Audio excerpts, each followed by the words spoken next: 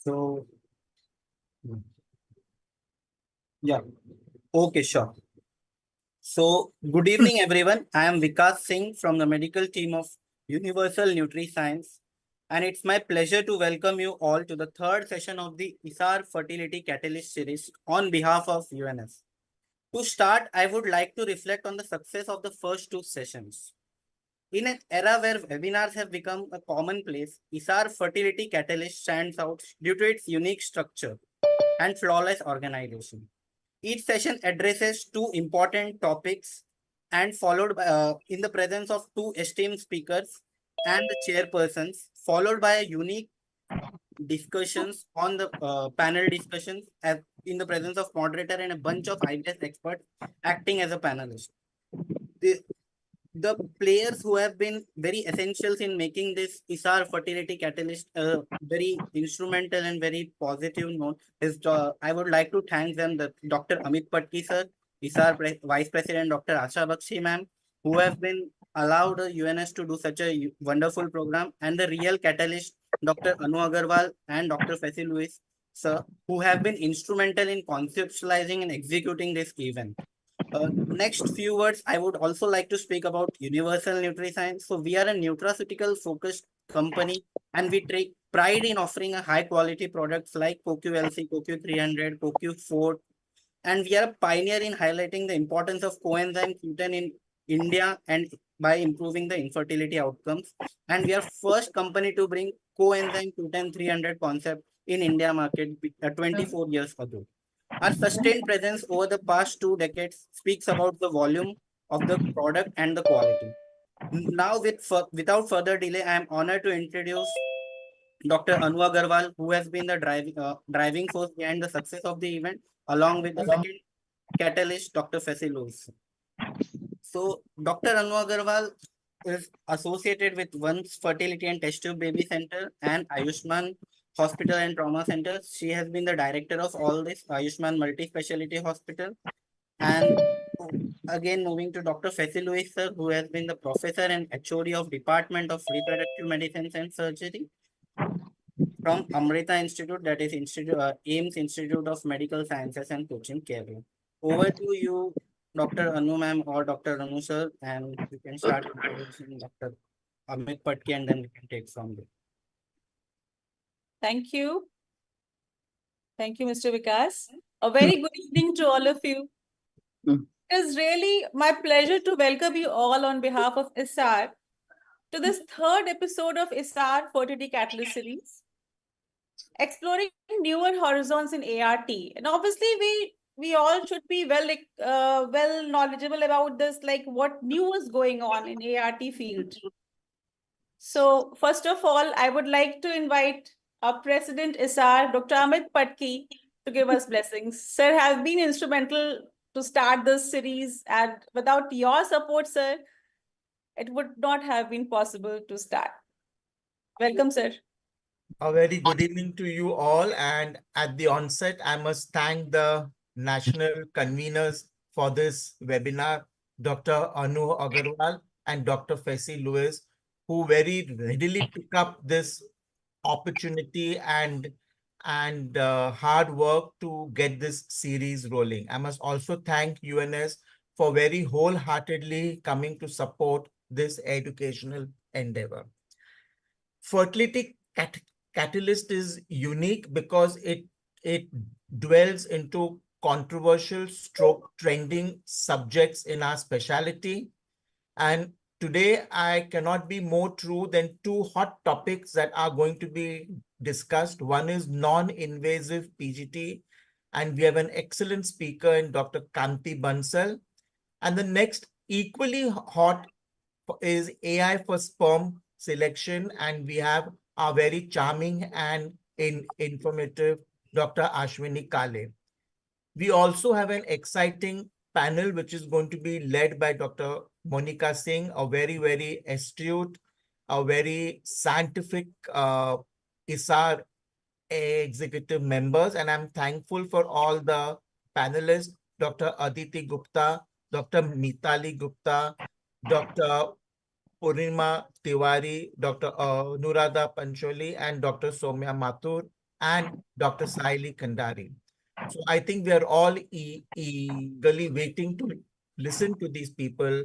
And I'm glad that Dr. Rishikesh Pai has consented to be the chief guest and Dr. Charudat Joshi as the guest of honor.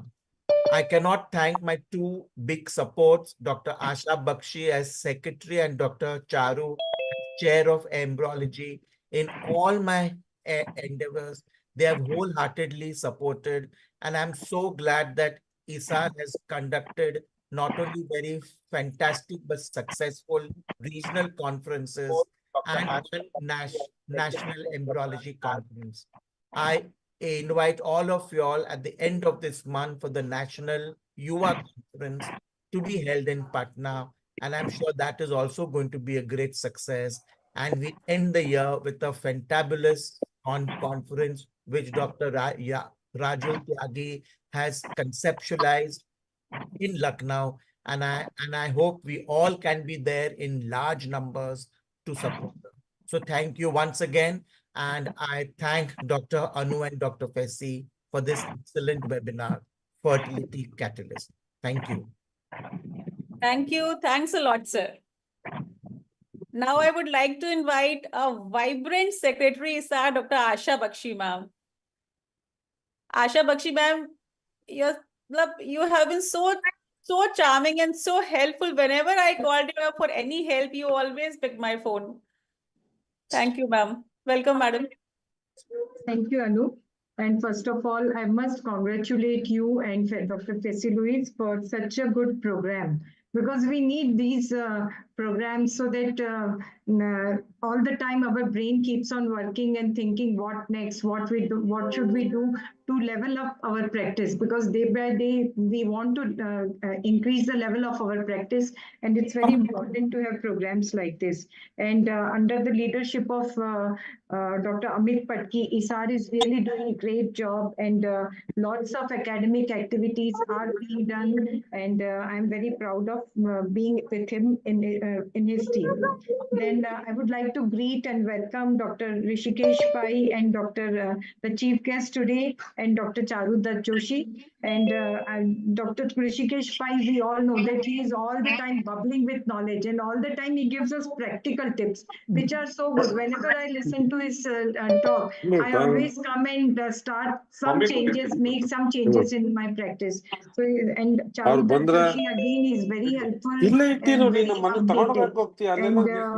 And at the same time, PGT, we talk a lot about PGT, but which PGT should we do? Should we do the invasive PGT, or should we do the non-invasive PGT? And what is the to say specificity and sensitivity of non-invasive PGT? We all want to know.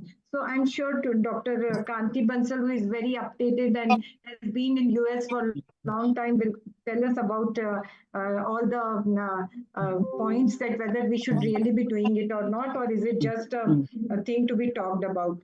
Then again, people are talking a lot about use of artificial intelligence. So how practical it is, that will be told to us by Dr. Ashwini Kale, and Monica is going to talk about neuroovulation protocols, which is very, very important for us clinicians, because we come across various types of patients, diminished ovarian reserve, all of a sudden you find that unexpected poor responses there, or a means a resistant PCO cases. So I'm sure Monica and her panelists, Dr. Saili Kandari, Dr. Akriti Gupta, Dr. Mitali Gupta, Dr. Pramila Tiwari, Dr. Punima Tiwari, Dr. Soumya, and Dr. Anuradha Pancholi are really going to discuss and bring out some good points out of this panel discussion.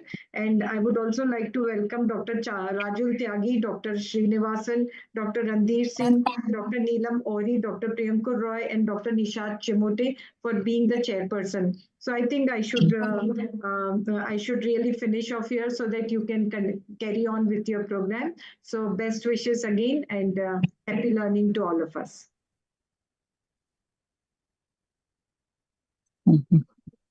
Thank you. Thank you, madam. Dr. Fesi? Yes, I think It's a proud privilege to be part of this ISAR Catalyst series. I think we are waiting for Rishikesh Pai sir. Sir told sir will be joining. Yeah, I'm here. Okay, sir. Okay, Good sir. evening, sir. Good evening, Hello. sir. Welcome to ISAR Catalyst series. I think we are really honored for you to be here part of this ISAR Catalyst series. So actually, you doesn't need any introduction for any of infertility specialist India, but as a formality, I like to introduce you, sir, Professor No Rishikesh need Pai. to go deeper, Pesi. Yes, sir. Yes, sir. Is the president of FOXY, Federation of Obstetrics and Gynecology. Is a professor of reproductive medicine at D.Y. Patel, Mumbai. And sir was the president of ISAR and also the regional trustee of Asia-Oceania of the FIGO, World Organization of the Gynecologists, and also the liaison officer of the FIGO Women's Cancer Committee. And he's the medical director of Bloom IVF and 11 IVF centers spread across India. He is steering committee member of WHO Global Summit on PPH and subcommittee co-lead of innovation of the Equity Forum voted by the Bill and Melinda Gates Foundation and National Institute of Health USA. He is also the past president of IAG and also he is the past president of IVF Society of India, as you know, ISAR, and also for the International Federation of Fertility Specialists, that is IFFS, board of director for past 9 years.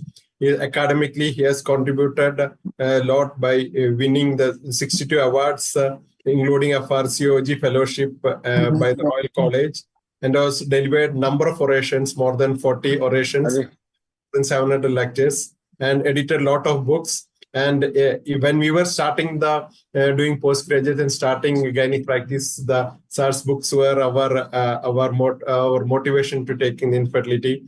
And also, to last, he will be the scientific chair of the All India Conference, that is ASCOG, to be held in Mumbai in January 2025. Over to you, sir. Thank you, Fesi. I would like to thank you and Anu Agarwal who are convening this program, and I would like to pay my respect to Amit Patki. I think he's not there, but Asha Yes. Bakshi, who is our Amit Patki sir is here. Amit Patki sir is here. I'm Acha. there, and Rishikesh, my best wishes for your Okay. FIGO endeavor. Yeah. Thank you. So both of them are my good friends, and hopefully Asha one day will also become president of ISAR. So anyway, and Charu is our chairman of embryology, and all of you are there. I mean, I don't have to take your names. All of you are there in full force. Basically, I'm just under a lot of pressure at present. The biggest pressure is the All India Conference, which is just round the corner, and I have to see that all of our ISAR is represented, and I'm going to give this whole thing to Dr. Amit Patki and Rohan and Asha to do. So there are 2 halls in the ASCOG which we have earmarked for infertility for the 3 days, that is Friday, Saturday, and Sunday. So all of you hopefully will be, all the important people will be factored in those 3 halls. And nowadays everyone wants to talk. So some of you will, of course, have to be panelists, and some of you will have to be chairs. So we look forward to that. And then, of course, we are looking very eagerly forward to our annual ISAR. Rajul Tag is there, and in our Lucknow, so the only 2, according to me, let's put it that the 4 main branded conferences now every year are the AICOG, the ISAR annual. To certain extent, I would not say it can't equal ISAR, but IFS annual and the ACE annual. So these are quite branded now, and the IAG annual. So I think is ISOPAP annual also to certain extent. Many of the obstetric people, they go for the ISOPAP NARCHI, and of course the AICC RCOG is also a good branded conference. So some of the important conferences are now branded and more or less have got established in the national scene kind of in. And we all look forward to these conferences. Of course, the other conferences are also there, and there are not many conferences, but I'm sure that we all enjoy. So it's not just the knowledge, but the fellowship also, which is very important. And I can see a lot of, as far as fellowship is concerned, a lot of important people like Neela Mori is there, and Dr. Randhir, Monica, and Kanti, of course, our speaker. and Chimote and Srinivas I can see. And so a lot of people are there on this thing screen. Non-invasive PGT was actually first started by me in India. Me and our group started it. And mainly I feel that, so what I've done is that I feel that there are two types of indications for PGT. One is the recurrent miscarriage, and the second is the recurrent IVF failure. So I feel for the recurrent miscarriage is quite a traumatic experience. So you need to be very accurate, and there you should do the invasive PGT. So biopsy would be a better deal for recurrent miscarriages. While when there is a repeated IVF failure, a non-invasive is very good to do because it's not that accurate, but it gives us just a general idea as to which embryo to put inside. In between, I had started the artificial intelligence live whisperer had come from Australia, which was quite good because it was not invasive, but unfortunately, it is going under. Means it is shutting down. So that's a big setback for us. So because it was a wonderful system, but I think financially the problem now in our world is that the supply has become more than the demand. So this is creating stress in financial circles, including in hospital circles. So there is a lot of future. Many hospitals will shut down because of debt, because the economy of the country has not expanded. So, and so one of the things I would like to say to all of you is that we must hold the bottom.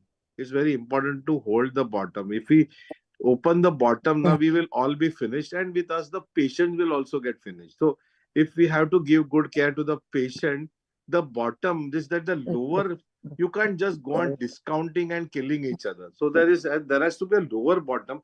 And I always believe that if the patient is not well off, no, if it is 1.3 billion population, you just do it free of charge for them. You don't have to bother with it. But in the remaining 100 million people who are there in, or 200 million people who can afford, you need to, as a collective, you need to have a hold the bottom at some level. We are the cheapest country in the world. I used to do IVF in Kenya. There also they are charging 3.5 lakh rupees. Here we are charging 50,000, 60,000, 70,000. So where is the bottom? No? So you have to, otherwise we'll kill each other. And if all our units start killing each other and losing money, then our patients will suffer. They will not get the good care that is there. So it's very important to, of course, academics is important, but this is also important commercial aspects, and viability of units is also an important part of future of IVF movement in the country. So I would like to end myself here, and I would like to wish you the very best for a wonderful interactive session. Thank you. Thank you, Rishikesh, and all the best for your, FIGO contest. Yeah. Thank you. Every time you give some good point. Before I sign out, let me tell you this, that if I go for the FIGO post now officially, it is important to understand that it is not me who is standing. If I get elected, I'll be one of the first, technical IVF person or to become FIGO. There was another Egyptian, Sama Gerur, who is Amit Patki's very good friend, Gemal Serur. Amit, he was also IVF guy, who was the FIGO president. He is the president of the Egyptian Fertility. Right. So Egyptian Society. So I'm saying that we all have to. So I'm an IVF person. My family is IVF. You are my family. Okay. So when I fight the election, I'm fighting it with you. If I win the election, I'll take all of you there in the center. So it's our election next year. It is our family's election. So, and I've also been the family part of the endoscopy family. So this is together we fight the election as a part of a group. Okay, I'm not doing it for myself. I'm just representing our country. So that has to be clear. So together we'll fight. So the Cape Town conference is from the 5th to the 9th of October in Cape Town next year. So that's where we must be in full force. And India will, how it is, ultimately take over the world as well. So thank you very much. I'll not bore you much for this, and wish you the best. Congratulations, sir. And we all will go in large number to Cape Town next year. Thank you. Yeah, absolutely right. We will. All the best, Dr. Pai. All the best. Present India. We are proud of him. Thank you. Thank you. All the best, Definitely, I will sir. be there. Thank you. Okay, thank you, sir. Thank you, sir, for coming. Thank you. And giving us. Thank you, sir. I think next we have Dr. Charudatta Joshi. He is the from Belgium, and now doctorate did also doctorate in life. laptop. Hello. Okay. Trained in ART and allied procedures from Belgium, Singapore, and Germany. Served as office bearers of various societies like ISAR, IFS, ACE, ISSRF, ISPAT.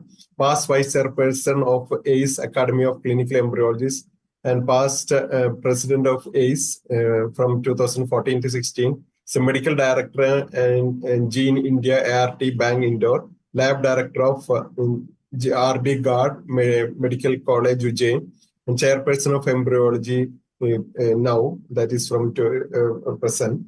So we are honored to have you, sir, for our ISAR Catalyst series. Over to you, sir. Hello. Thank you. Thank you, Dr. Lewis, for introduction. I will not take much time, and I just like to congratulate Dr. Lewis and Dr. Anu Madam to organize such fantastic series. And yes, I always feel that there is a scope of this latest technology to be involved in this ART field.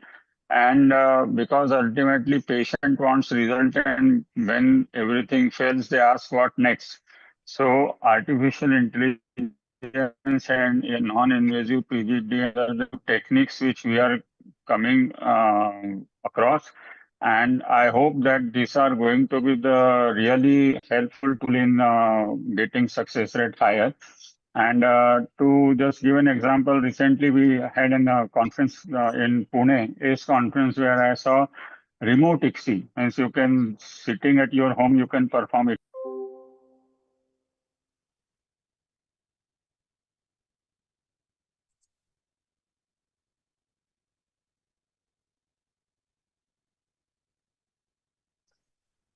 Hello. So I think that is not taking much time. ISAR is always there to promote such activities, and particularly in field of embryology. So we are very thankful to ISAR, Dr. Patki, Dr. Bakshi Madam, and just hand it over back to you to start the session. Thank you very much. Thank you. Thank you, sir. Now to start our scientific session, our first talk is by Dr. Kanti Bansal, non-invasive PGT, fiction or fact. I would like to invite our esteemed chairpersons, Dr. Rajul Tyagi. Hi, everyone. Hello. Hi, ma'am.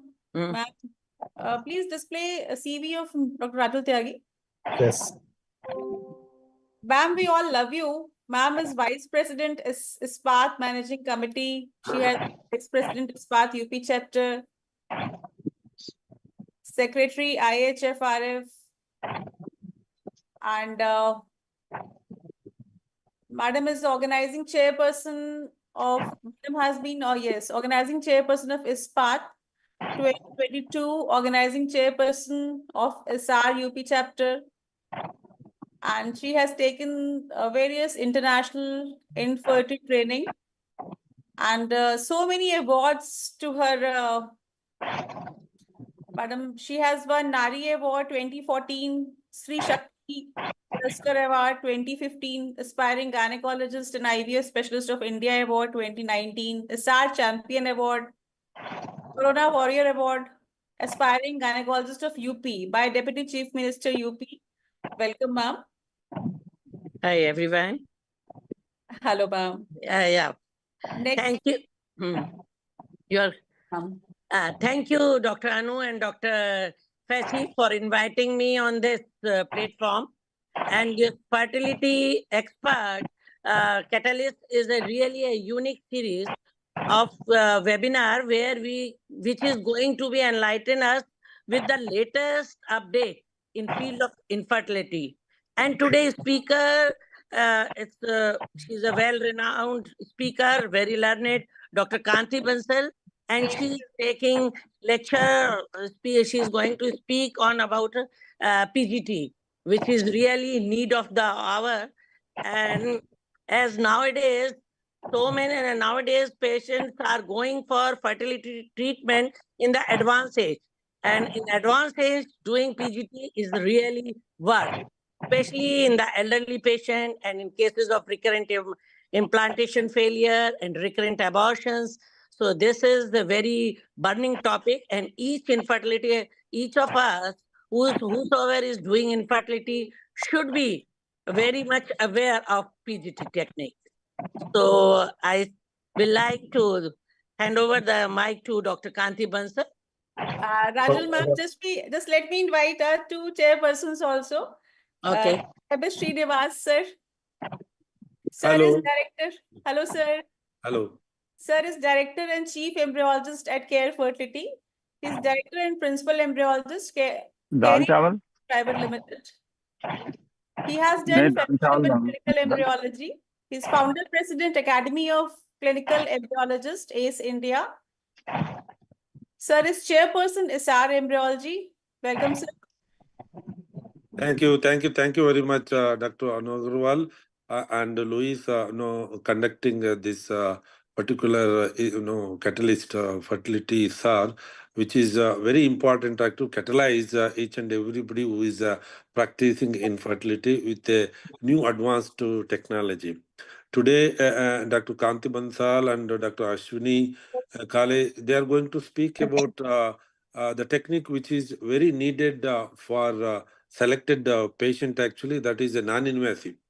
See, invasive is the one actually where you have to spend so much money. Now it has come non-invasive. With this only you will be able to cut down the cost and you will be able to give the service needy couple. Again, coming to Ashish Kale's talk, actually, which is on about artificial intelligence. This is a new trend, actually. Wherever you go, artificial intelligence comes into the picture. Actually, definitely in future it is going to be useful for not only for infertility, in the entire health sector. With this, I'll finish my talk. I will wish you all the best for this particular program. Thank you very much for inviting me. Thank you, sir. Our next chairperson is Dr. Randhir Singh. Hello. Yes. Good evening, everyone.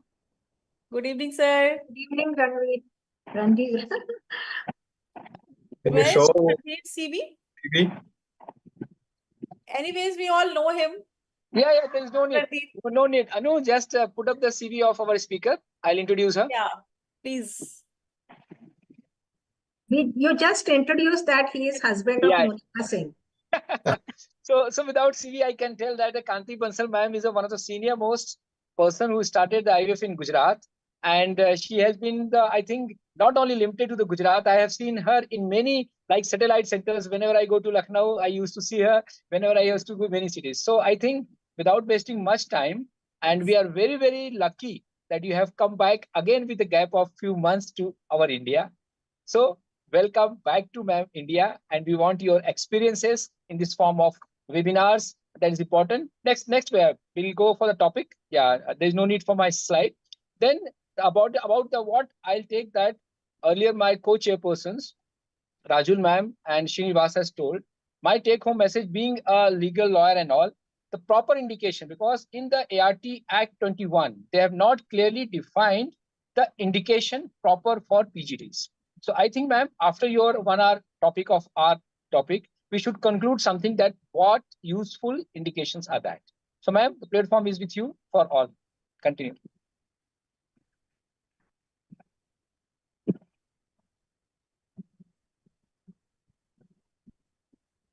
Madam, you can share the slides.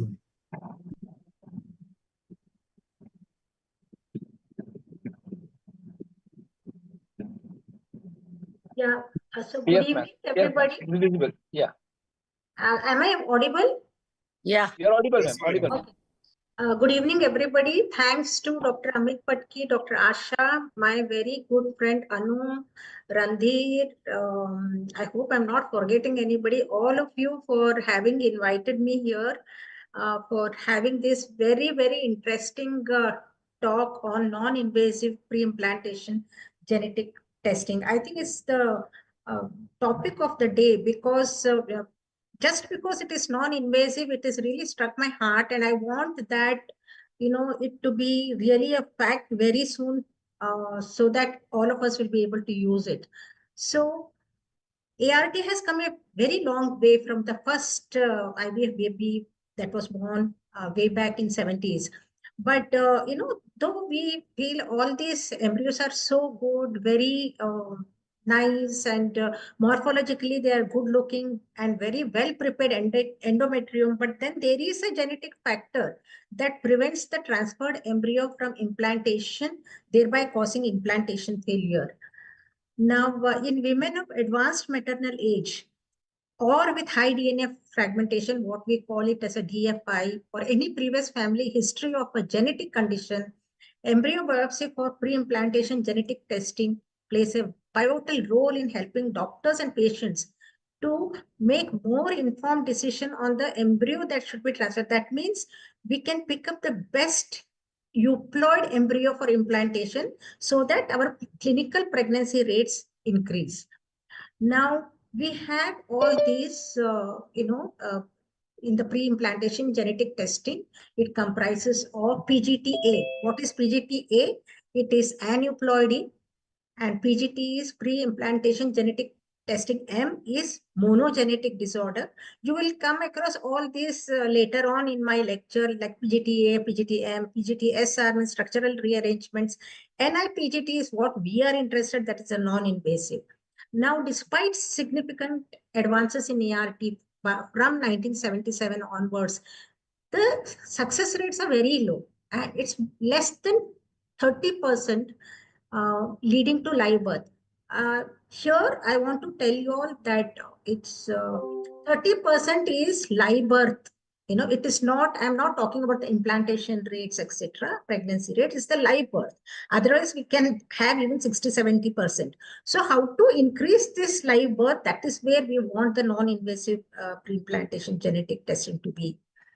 Now, you can see in this beautiful slide, the graphs where we have trisomy 21 and trisomy 18, they have upward rise in the graph where they're touching about, 8 and 0.12%.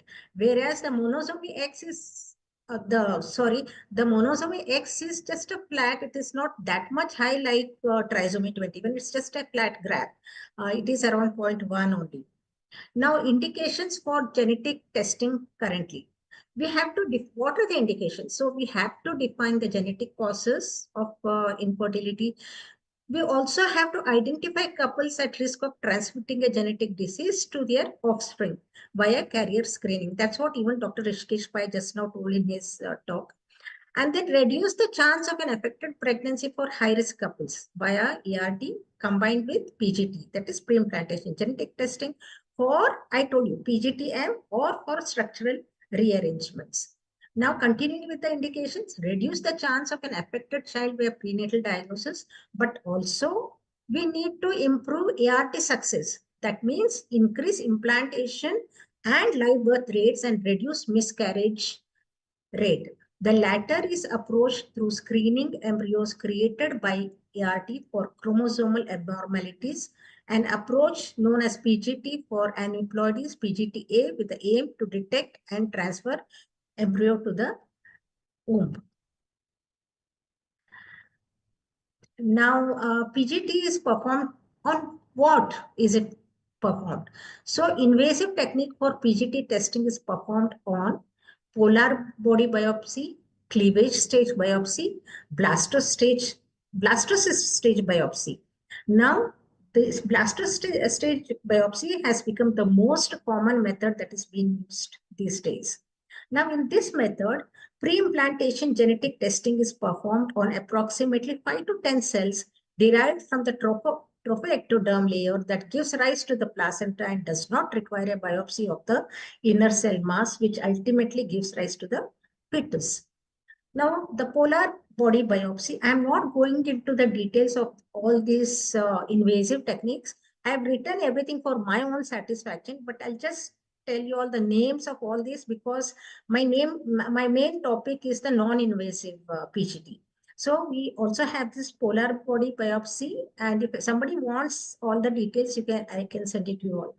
Now we have the cleavage stage biopsy, wherein you see how we hold the whole blastocyst and remove the cell and do the, from the blastomere. And then we also have a trophoectoderm biopsy. Here also we hold it with the holding pipette, take with the biopsy pipette, and then ultimately a biopsy fragment of the trophoectoderm is done and sent for examination. We also have blastocyst fluid. This is a minimally invasive procedure where with the help of an ICSI needle, we remove the fluid, and this fluid includes embryonic cells and DNA. So this is also, we can detect any chromosomal abnormalities by this fluid. Then pre-implantation genetic testing for aneuploidy is also there. Now, for monogenic disorders, I'm not going into the details because these all come under real pre-implantation genetic diagnosis, invasive. Now is my topic starts non-invasive pre-implantation genetic testing. So in this field of ART, non-invasive techniques for evaluating embryos are now becoming very, very more and more interest is there and more significant. So from changing in the sperm preparation technique to biopsy techniques, the role of non-invasive technology has inspired many people nowadays. One of the main advantages is that less invasive biopsy stress is applied to the embryos due to loss of embryo manipulation. Minimal intervention may be advantageous for the fetus growth and well-being. So the TE biopsy procedure requires appropriate handling as well as appropriate training. So we need appropriate people to do that. Now, blastocyst fluid aspiration. A typical human embryo develops into fully developed blastocyst after about 144 hours after fertilization. And the cavity is known as blastocyst, which has a capacity of 4 to 6 N, begins to form on day 4 and fully develops between days 5 and 6. So the genetic material is amplified to a great degree of variety as suggested by the variations in amplification rates. Significant differences in the outcomes between PGT-A and blastocyst are also observed. Now, a related concern that emerges and can be addressed is related to the various variations in the genetic coherence between trophoectoderm and blastocyst cells. Embryonic proteins are discharged into the blastocyst where they may accumulate. So this is the blastocyst, aspiration. So this was first conducted by Watson and colleagues, and they said that there's a regulation over the movement of the molecules into and out of the enclosed blastocyst fluid. So the surrounding monolayer of this TE cell form a solid barrier separating the blastocyst from the external environment through tight connections. Due to the absence of impurities from the culture medium, the blastocyst can offer an extremely pure sample of embryo secretion. See, this purity is very important to get the right, decisions or testing, proper result of the testings. To acquire blastocyst samples from viable embryos, a micromanipulation technique known as blastosynthesis was developed. Embryonic DNA was collected using this methodology for pre-implantation genetic screening before invasive biopsy techniques were developed. So this is also again before the non-invasive techniques were developed. Now we come to spent embryo culture medium, that is SCCL. So the wide range of substances that embryos leak into the medium known as the secretome have been the subject of multiple studies over the last 10 years. Here, the SEM of the embryo presents a viable substitute for the non-invasive genetic evaluation of pre-implantation embryos. Examining genetic information, it appears that the SEM occasionally contain more DNA than the blastocyst fluid. So there have been reports that discovery of the mitochondrial DNA and genomic DNA SAM as early as 2 to 3 days of development. It is so early, the DNA is seen. So the amount of DNA has been seen to rise during embryo culture, indicating that a significant portion of the genetic material found in SCM has an embryonic origin, even though various media formulation may contain DNA contaminants, which is a reason for concern when thinking about genetic testing. So everywhere we find some problem in the testing because it's still very new, this NIPGT. Now, let us, think where are we as far as non-invasive PGT is concerned. So the discovery of DNA in blastocyst fluid and spent culture medium from the embryos led to the development of non-invasive PGT. So we have understood till now that it is from this. So now NPGT can avoid embryo biopsy damage. It's such a great thing. If we are able to find out some, genetic problem, but then the embryo is damaged, and what is the big deal in doing such tests? So by doing NIPGT, we decrease the patient cost and require less micro manipulation, and we can give them more euplite embryos to be transferred. So conventional IVF seems to be the most appropriate insemination method in non-male factor infertility. So here we have compared how we used to always think it's so good, conventional IVF. And till today, I think that all patients should not be done ICSI, and there is a room for conventional IVF where the sperm selection is the best as far as nature is concerned.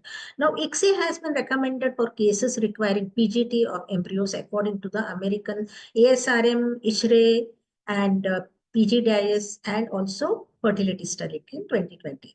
The rationale for ICSI use is to ensure monospermic fertilization and eliminate the possibility of contamination from sperm. So this problem is there in when we are thinking of the conventional IVF, where sometimes there may be more than one sperm causing problems. And because now sorry to say, but embryologists are not looking for the pronuclei, and then we may miss, and there may be pregnancy losses as well.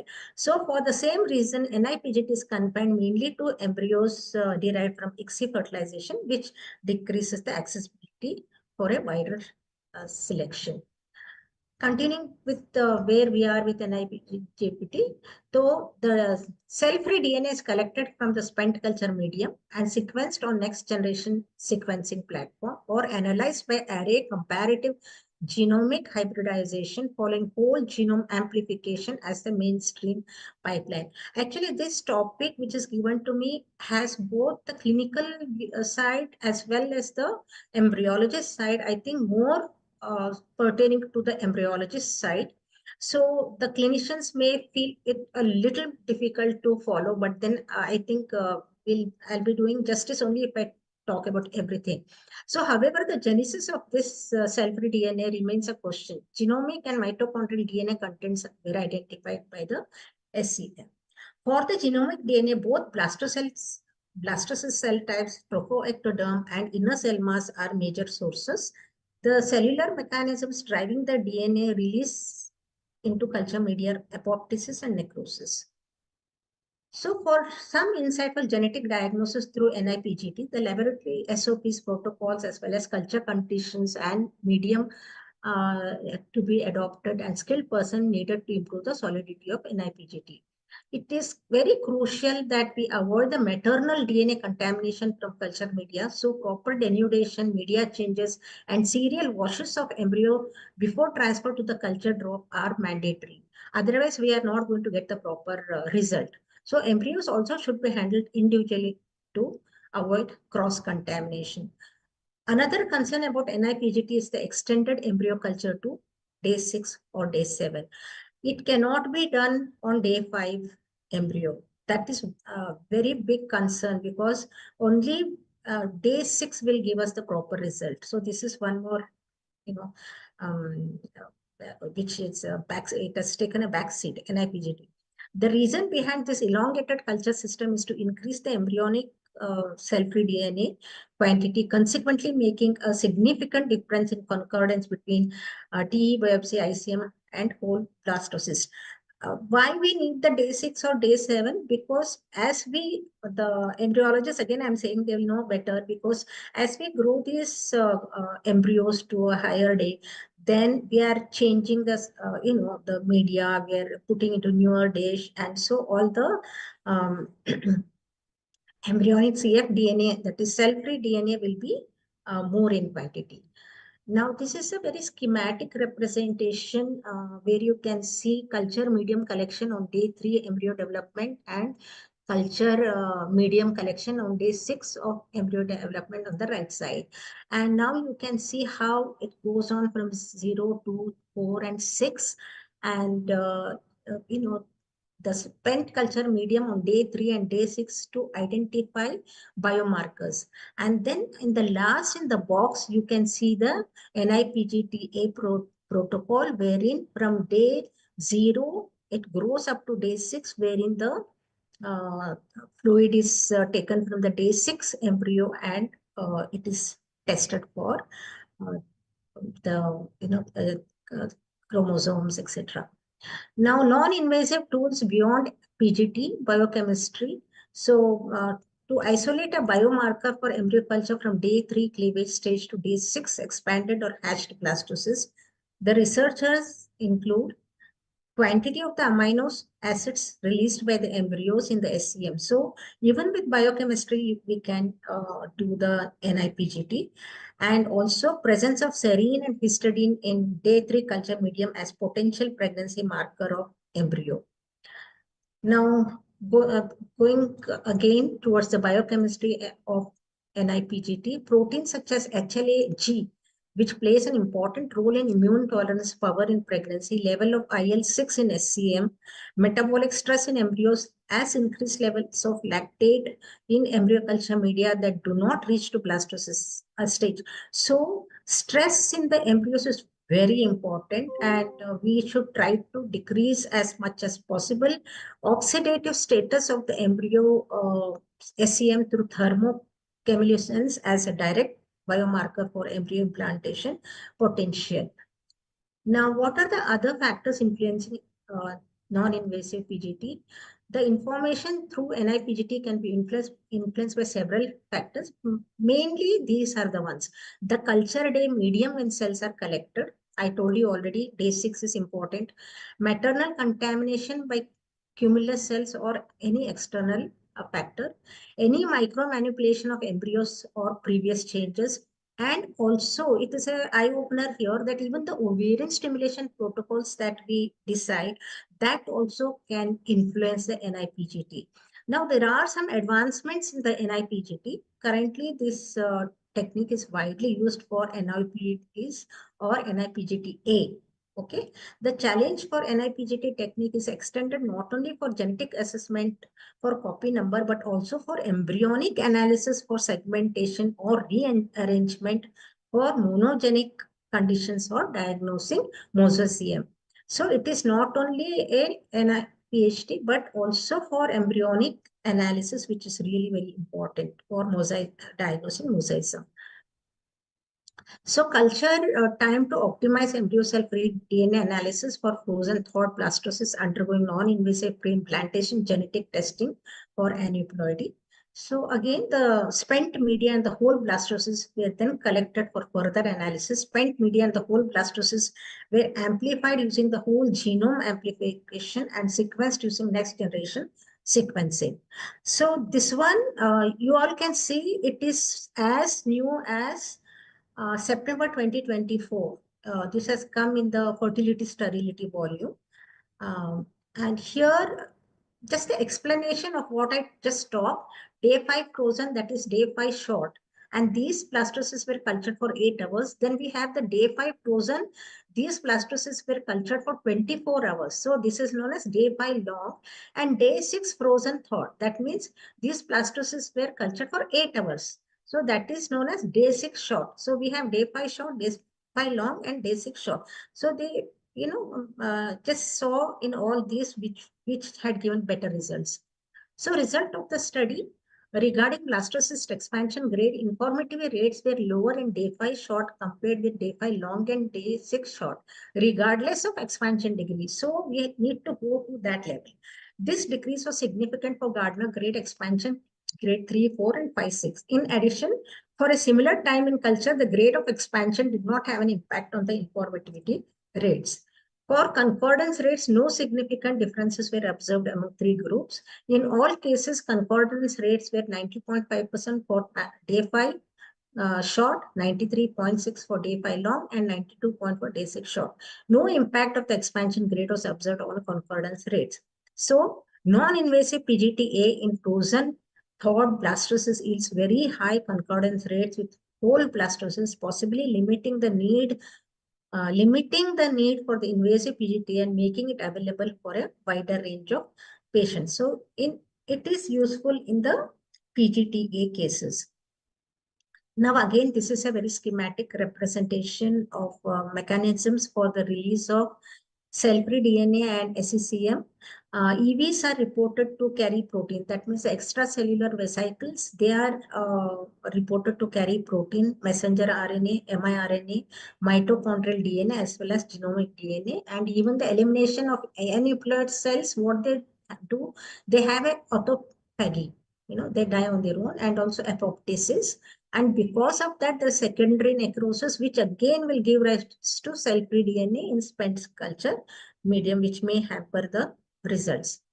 Now, coming to the last part of my talk, we have to discuss the ethical issues. We all know what happened with the Monash IVF. It's a very big. When we started in 1996, when we started, that time Monash was doing very well IVF. So fertility giant we call Monash, and they settled the class action with more than 700 patients over inaccurate embryo screening testing. So the lawsuit clearly shows the test has major limitation and is not yet ready for clinical implementation in its current form. So they had to give a lot of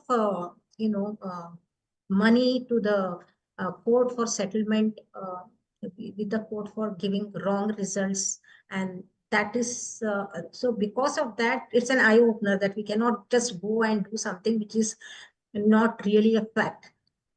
So now the evidence, studies that use the whole embryo as the analyte showed agreement rates with NIPGT ranging from 56 Madam, sorry to interrupt. Yeah. Ma'am, we are getting slightly late. That's it, only 2 more. Okay. 2 more.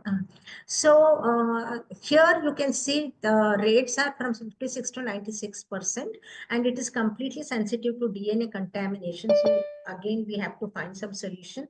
And all the societies are saying no for using this. And key questions for this use: how many euploid and aneuploid embryos? And so many questions are here that we have to answer. Who pays for the negative control NGS test? What is concordance rates, etc. So this and I would really like to conclude saying that we have to still do a lot of research as far as this non-invasive PGT is concerned. It's a very not a very easy thing to do, but definitely we can do with a lot of hard work and efforts. And so take home message: embryonic cells release DNA in the spent culture medium, and the concordance rate of embryos vary between 60 to 90%. Need a consensus. D6 media high quality blastocysts only yield results. Protocol has to be properly done, and laboratory guidelines also need to be established in India. So, dear friends, NIPGT fact or fiction? Not a fiction for sure, because all that I told you was all about NIPGT, which is going on and on and on. And after validation, we surely need validation before we turn this NIPGT into a fact. Yeah, I cannot say whether things will get better, change. What I can say is they must change if they are to get better. So thank you, dear friends, for a very patient hearing. Yeah.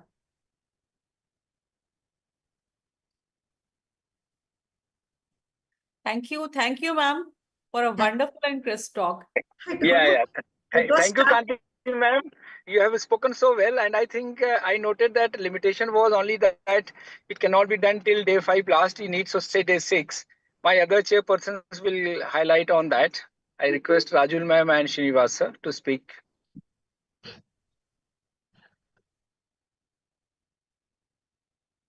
Rajul madam, are you there? Srinivas, are you there? I think they left. So I think Faisi and Dr. Anu, and you will be. This is very good, innovative topic, because nowadays we are getting lot of elderly married women for IVF, and this will be very good. And as I requested before your talk that the ISAR has not. I'll not say ISAR. The ART Act has not defined the indication for PGT, whether it's non-invasive or invasive. So that they have written, what is that? Is that if you have only any genetic disorder, just high maternal age is not an indication now. So it is the any genetic history, either by pediatrician or by genetic disorder. So I think it need little way, and I think because it was in last ACE conference, Dr. Srinivas was there. It was a panel discussion for indications for PGT. So that concluded that ultimately it has to be given to the national ART, and we have to include a high maternal age is one of the tools. Yeah, I think, so, Kanti ma'am, you must agree here. Dr. Randir, one thing I wanted to stress here, once NIPGT comes in vogue, once, as Anu wants it becomes a fact, then half of our headache will be over, because without any invasion, we'll be able to put euploid embryos. Without any problem, we will get healthy babies. Without any problem, we won't have any implantation failure, recurrent pregnancy loss, all that, everything is gone. Actually, the obstetrics people will become, without any work. Only we will be working. That will be really good. Absolutely right. Yes. And, Yeah, Rajul ma'am, you have come. Yeah. I think, madam, that is very important, because the indications has to be there. And actually, I am a MP State ART board member also, and the PCP&AD. Actually, ma'am, the PGT is seen by the officers in the view that whether you're doing sex determination or not. So they want a clear-cut, very strict indications for the PGT. So once it is clear, then I think the government will come with that. Yeah, so I think I want to thank, there are so many in the audience, who are sending me, they like my talk. So I'm really blessed, Anu, for giving me such a tough topic. I don't know whether you are my friend or dushman. Thanks, because I No, learned. madam, yeah, ma'am, you have started a visionary, madam. See, I told you, ma'am, you have got a vision. So after returning from USA, you have got a vision, and this vision we are going to utilize in our Indian aspects, because India, in the beginning, that Rishikesh Pai sir told that India is going to now rock all over the world, because we have got a maximum patients of the infertility. So once we go to Figro and all, we are going to rock. Yes, ma'am. Thank you so much. So nice seeing Monica, Ashwini, all my dear friends, Pesi, Anu. I'm going to leave because really I'm not well. I had told Anu I have fever and all that. Okay, madam. As we are running short of time, we will go to the next session. Okay, thank you. I think next we have got an interesting topic by none other than Dr. Ashwini Kale, AA for semen selection, high for hope. Before that, we will introduce the chairpersons. Show slide. CV slides. Okay. Can you show the CV slide of Neelam madam? Okay. So we first chairperson is Dr. Neelam Moheri. Madam is a fertility consultant, gynec laparoscopy surgeon, and took a German diploma in ART and certificate from ART from South Korea. She is the medical director of New Life Hospital and Advanced Fertility and Gynec Laparoscopy Center, Varanasi, chairperson of ISAR UP chapter, and secretary UP IAG, vice president of Varanasi Menopausal Society, and past president of VOX. And she has done various publications, national journals, and chapters in many books. And she has got many awards and recognition. Also, organizer in organizing national conference of IAG 24, ISOPAR, IMSCON, ISAR SPAT, UIAG, ISAR Regional, and lot of workshops. And second chairperson we have is Dr. Priyangur Roy. Priyangur, can you show the Priyangur CV? Priyangur is the one of the most vibrant, young and energetic committee chairperson in Foxy. He is an associate professor of Lord Buddha, Koshi Medical College and Hospital, Shaharshak, and consultant in fertility and gynec endoscopy in Royce Multi-Specialty Hospital at Ramakrishna IVF in Siliguri. As I told, he is the chairperson, Public Awareness Committee. It was one of the selected as the best committee of the Foxy in the last year, and just 2 days back. And is the president of all world president of WATO, that is Young Gynecologist Association. And sir, will do, sir. Thank you so much, sir. Yes, sir, will do. Thank you so much. Okay.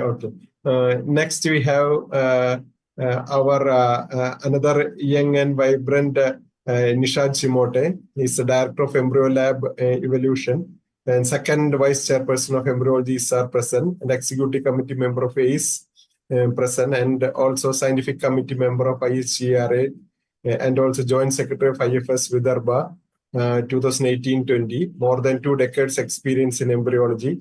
Chairperson, champion of ISAR Award 2020, ISAR Excellence Award in 23, Best Debater in 2022, IFS Fertility. Areas of interest, as you all know, is lab design. Has designed more than 30 labs across India. That shows his experience and knowledge in that field. And total quality management of AI in embryology, PGT, blastocyst culture, and many publications. And over to chairperson to introduce our speaker. Please show the CV of Dr. Ashwini Kale. Very good evening to all of you. It's really very wonderful to be here, and thank Dr. Anu and Dr. Fesi for inviting me in this very intriguing this Catalyst webinar. The topics are really very interesting. And today, now we are going to listen about the role of AI in sperm evaluation and sperm selection. And we know that sperm evaluation is a crucial factor in contributing the success of ART. And we have faced a really daunting task in selecting a single sperm from millions of sperms based on various parameters. It is really time consuming and subjective also. But if we have this AI algorithm in place, then it could revolutionize the field of medicine and the sperm selection. It will address the challenges in the sperm selection with their large data processing capabilities, and high objectivity will be there. So we have to have more data with that. And now I invite Dr. Ashwini Kale for the talk on AI in sperm selection. Dr. Ashwini, Thank you, Neela. Yeah, thank you, Neela ma'am, for introducing the topic.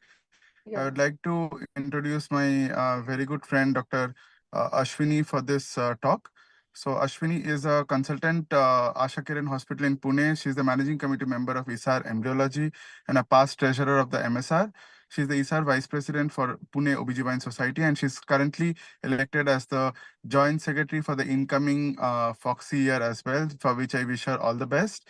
Ashwini has been a brilliant orator, and she has done many talks, and with her and her, of course, husband, who's also a very dear friend of ours, Dr. Ashish Kale, we have done many programs together, and it has all been huge successes. So Ashwini, I'm sure your talk on AI is going to enlighten all of us regarding this upcoming topic, and I'm sure we're going to learn a lot from the same. So over to you, Ashwini, for your talk on this exciting topic.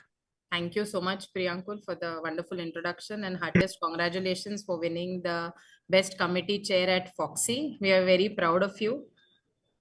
First of all, I'd like to thank Amit Patki sir for having me here and for conceptualizing this entire concept of the ISAR Catalyst series. Thank you, Anu and Fesi sir, for this. So the topic for today is AI for sperm selection. Is it a hope or hype? So I think suddenly all the attention from oocyte and embryos has come back to the million sperms to select one amongst the best.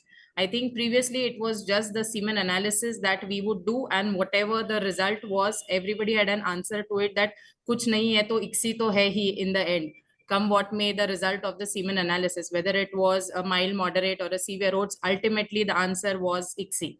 But today we have a very, very good modality to actually choose that one best sperm to make a very good embryo and probably an euploid embryo, and ultimately increasing the pregnancy rates. So how do we describe this AI in one word? And I actually see this AI everywhere. Initially, when we used to do Zoom, there was never this AI companion option there, but now I see this AI even here. So I think we are just day in, day out breathing in AI now. So this is the timeline that I would like to talk on. So how this AI came into it. Way back in 1936, Alan Turing published the computable numbers. Then over the decades, a model of backpropagation was started. In 93, the support vector machines came, which basically started all these algorithms. Then 2001 was the birth of the first cryopreserved embryo, though in 92, we had invention of ICSI, which was the only solution till date for a bad semen sample, or the only choice for the sperm.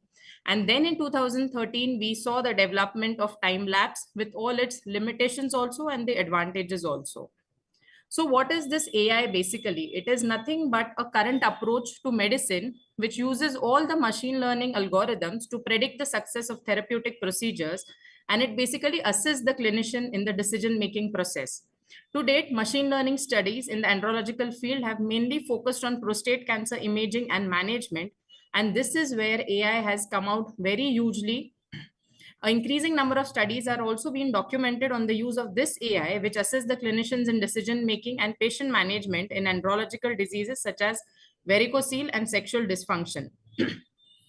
So it is that branch of engineering which is basically attempting to model intelligent behavior and solving complex problems, which uses computers, minimal intervention of human intelligence. And in recent years, this research on the use of AI, it has grown rapidly in all health fields. Initially, we thought it is only for the engineering field, but now it has come in a big way in the healthcare as well. So this AI is basically distinguished into two things. One is your virtual branch, which is the machine learning, which uses the mathematical algorithms and improves learning through experience. The other is the physical branch, that is the robotics, which has already been used probably from a decade earlier than this virtual AI, wherein the surgeons take the help of these robots to do surgeries or monitor the treatment. So one of the important and the early applications of this AI in male infertility has been CASA, which is the computer-assisted sperm analyzers. They are considered useful tools for the rapid analysis of many samples, and it actually allows a reduction in inter-operator variability with a high reproducibility. It also provides a more accurate measure of sperm motility and kinematics. It basically all depends on the sperm motility. So the four parameters which actually studies is the curvilinear velocity, the straight line velocity, lateral head displacements, and beat cross frequency. So everything is dependent on the amplitude, and that is how the AI detects the best quality sperm. Now the limitations of this CASA is that it still doesn't allow them to replace the human operators. I'm sure Nishad here would agree that even though we do the semen analysis in CASA, we still have a habit of doing the physical semen analysis, because that has not gone yet, because that is how we still see the morphology and other physical characters.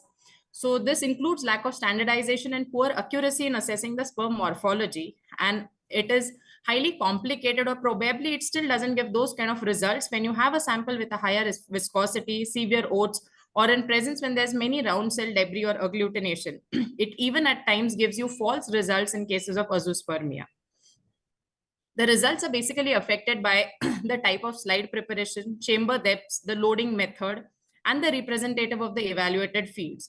So this is why even WHO in the 6th manual in 2021 has recommended CASA as advanced tool for examining sperm motility and kinematics.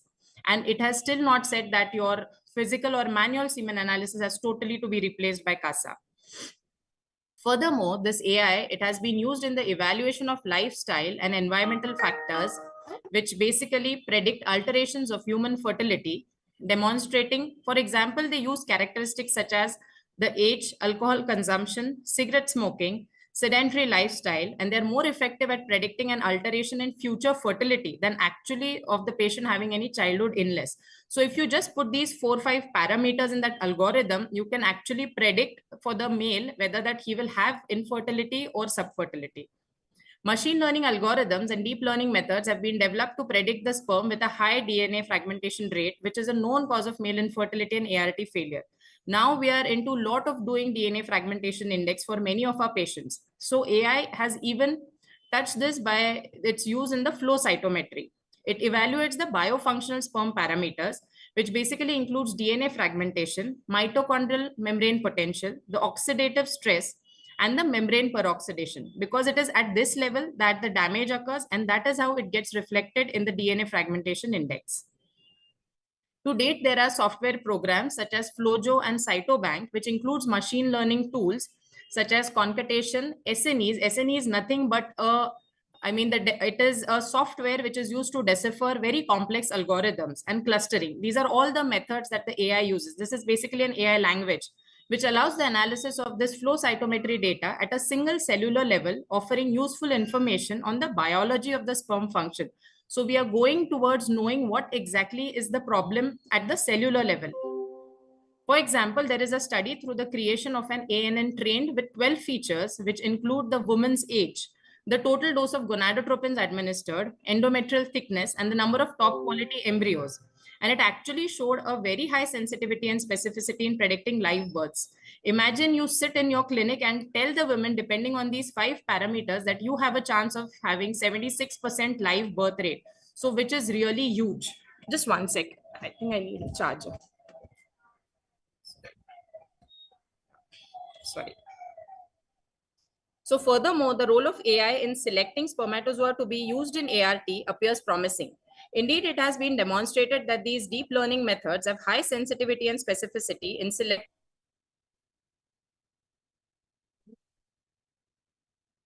which predicts having a top quality embryo and ultimately a live birth rate and a pregnancy. AI is also useful in assessing the sperm motility with CASA system. So that is why they press upon looking at the motility rather than the morphology. Therefore, the use of an integrated approach mediated by AI, which takes into account all these parameters simultaneously, it could constitute an important tool for embryologists to select the best embryo. This in turn would result in an improved pregnancy rate and a live birth rate. So do you think that time has come that probably embryologists would be replaced by this entire AI thing? I still feel that it won't be, because ultimately you would need a man behind the machine to assess it, to read it, or probably even correct it and improvise it. Sorry, I went on the last slide.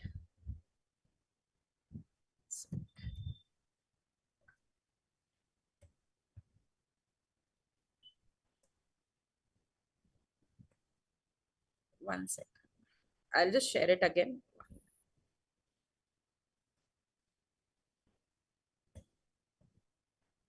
Video isn't playing. Just give me a minute.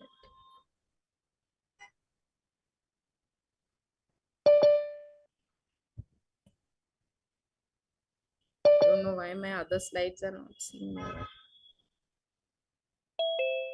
One second. Just give me a minute.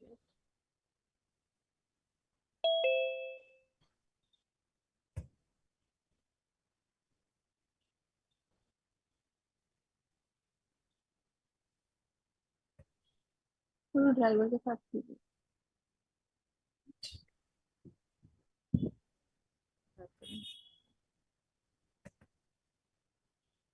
the video is suddenly not playing.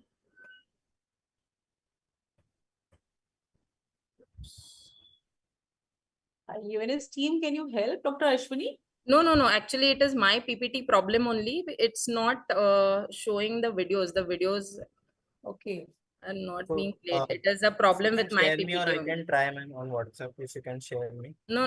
That my videos are only not playing. I'm really sorry. Okay. Yeah. She hasn't incorporated AI into her PPT yet, so that is why that's a problem for her. Probably yeah. I need to improvise on it now.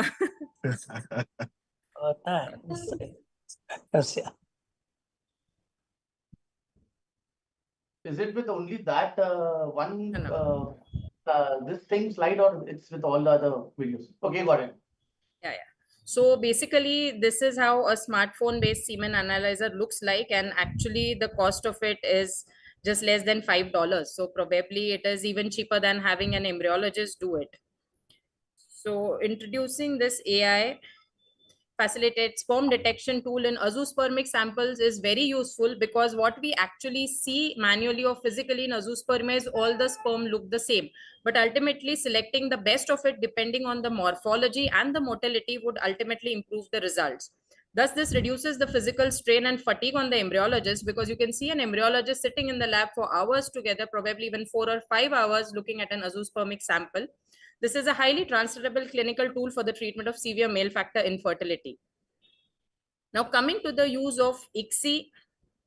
So this is how the advantages of AI in sperm selection is, wherein it selects the good, medium, low, and the best sperm.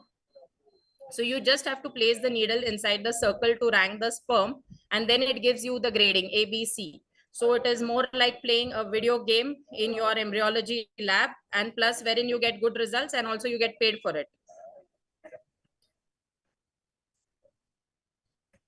So this is one more example of it when you see the prepared dish sample.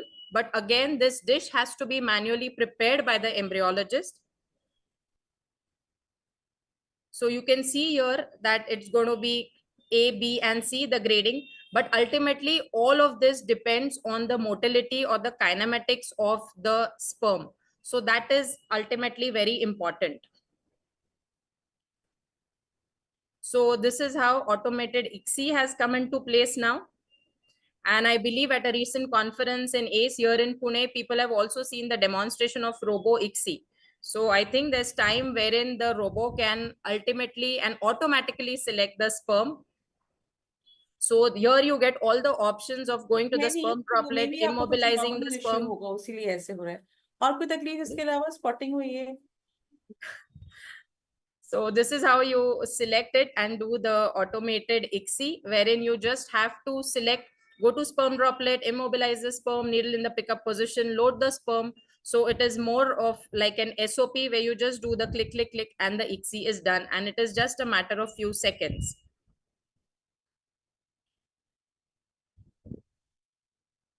So this is about the oocytes. So I think AI is definitely here to stay, and it is not only useful in ICSI, but it actually gives you a very good algorithmic table where you can predict the fertility for the male partner, and you can actually tell them whether this patient with all these factors can still have infertility and which is the best sperm to be used when you have cases of azoospermia. So thank you so much for your patient listening, and sorry about the slide thing. Ashwini, that was very nicely done, very good talk and very comprehensive. And I'm very happy that you have covered the latest technologies, especially the SID and the CASA systems that are available. I would like to add one more thing. Recently, again in ACE, the same group, the talk was by Dale Goss, the guy who was in that video for that SID. Correct. So they have also come up with software called SMOS, which can detect sperms in your TISA and micro TISA samples. Exactly. So if an embryologist, he takes around 3.5 hours, they are trying to find 1 or 2 sperm in the same time. This software helps you to identify 9 to 10 twitching sperms. So it has reduced the time to half. So Correct. Yes, AI and so now there is especially the even a very good algorithm which can actually tell you in a patient of non-obstructive azoospermia about what are the chances of sperm extraction. And when you extract that sperm, what is the chances of that sperm forming a euploid embryo, not only an embryo, but an euploid embryo. So I think all these algorithms within few minutes could actually tell the patient their probability of having a sperm extraction, the morphology of the sperm, making an embryo and getting a pregnancy. So I think, yes, in another 10 years, probably we would be sitting here and doing ICSI at the click of a button. Yeah, I mean, even from that Robo ICSI, we are going to a remote ICSI now. So True. I yes, think it that is also, there. I think we will discuss that also, the robo ICSI. It was more of a satellite ICSI, I would rather say, that you can sit in your center and that software and internet is there in another center where the junior embryologist is just preparing the dish. Exactly. And you can do it, see on a screen like your maybe a mobile phone or a touch screen. And you So can they are just do trying to simulate the robotic procedures, the robotic surgeries, how they are done in this robotic ICSI also. Right. So that way you can select the sperm. The only problem I think, which I think if you can spread more light on is like SID, you know, it's the flagellar movement and the motility of the sperm that is used. But then again, we know that it's almost like IMSI somewhere that you're going for morphological selection of sperm. But we also need to understand that it does not guarantee us good implantation rate and maybe a higher live birth rate. Because the problem here is we don't know how the DNA of that sperm is at the end of the day. So yes, these processes are, or the softwares or AI softwares are good, but they are not as promising as if you compare it to any new. I think there are certain which are still in experimental phase, which can determine the DFI and then you select the sperm. So that is where Probably it is an integration of too many things into one and then providing an algorithm and then coming out, because it's not only just sperm selection where it stops, then you again go in and do this AI algorithm with the embryos also. And now the AI algorithm actually selects the euploid embryo. I mean, with that US said the algorithm that has come in. So probably you might not even need to do a PGT. Yeah, I mean, NIPGT also, like this point of view, the last conference that we saw, I think NIPGT also will be a thing of the past in next maybe 3 to 5 years. It will be completely optics and time lapse and AI that is going to select embryos for euploidy and aneuploidy. So So I definitely think it will be a matter of the man behind the machines with a lot of screens there, too many algorithms, and then ultimately predicting it. Yeah, so I think the like how there was an era of embryologists who used to, like, we used to know how to make media, we used to do a lot of stuff. Now generation, they don't know how to make a media. The next generation will not be even doing ICSI, they will be doing something else. So embryology will be there, but the job profile will be different. So yeah, Probably it will be a PS4 of embryology now. Yeah. Wonderful lecture, Ashwini. So mankind is very important. Very nice, very comprehensive and crisp and interesting talk, Dr. Ashwini, and really I enjoyed very much it. And we know that AI is the future. So everywhere in our life it is coming. So why not in IVF and ICSI and sperm selection? Thank you very much. Very nice. Thank you, Ashwini. That was an Thank you. Yeah, thank you, Ashwini, for the wonderful talk. Nishad, Neelam madam. Yeah, and thank you on behalf of Neelam ma'am and Nishad also. I would like to thank Fesi sir and Anu ma'am for giving us this opportunity to chair this session. And Ashwini, it's always a pleasure listening to you. Thank you so much once again. So coming to our next session, panel discussion, ovulation induction protocols, what is new? And our moderator is Dr. Monica Jindal. Thank you, Dr. Monica, for accepting my request. At 11th hour, you accepted my request. Actually, Dr. Seema, she was sick. So only 2 days back, I requested Dr. Monica to conduct this panel. Thank you. Thanks a lot. Dr. Monica, she is consultant reproductive medicine, Bhopal Fertility and Endoscopy Center, Professor, Allen Medical College, Bhopal. So I'm leaving all this because we are running short of time and we all know you, Dr. Monica, very well. Okay, Anu, I'm so glad to be here in the program. And we would, I'd really like to thank the whole of the Central ISAR team for having me here, especially my dear friend Anu. And so should I begin, Anu? Yeah, sure. Yeah, so before I begin, introduce the panel members. Yeah, I will introduce the panel members and then we can start the panel. My first panelist, though she has sent apologies to us, is Dr. Sayali Kandari. She's told she's not well. Yes, she has a fever, so she is not there. But we all know her as a very dynamic embryologist and geneticist, and of course, a member of our managing committee, embryology. And next panelist is Dr. Akriti Gupta. I think Akriti, is she there? Akriti, I think. Yes, she's there. Is there. So she is done her fellowship in reproductive medicine from FRM Craft Institute of Kerala. She is assistant professor OBG at Sri Mahant Indiresh Hospital and Medical College, Dehradun. And of course, a great academician, a very, dynamic and young reproductive medicine specialist. Welcome, Akriti. Thank you, ma'am. And next, I would like to introduce Dr. Mitali Gupta. Dr. Mitali has been keenly listening to the entire webinar, I could see. So she is Associate Consultant Reproductive Medicine at Neelkant Hospital and Fertility Center in the Pink City of Jaipur. Welcome, Dr. Mitali. Next, I would like to invite Dr. Purnima Tiwari. I think she is the young brigade of ISAR, and Yes, she belongs to my own city, Bhopal.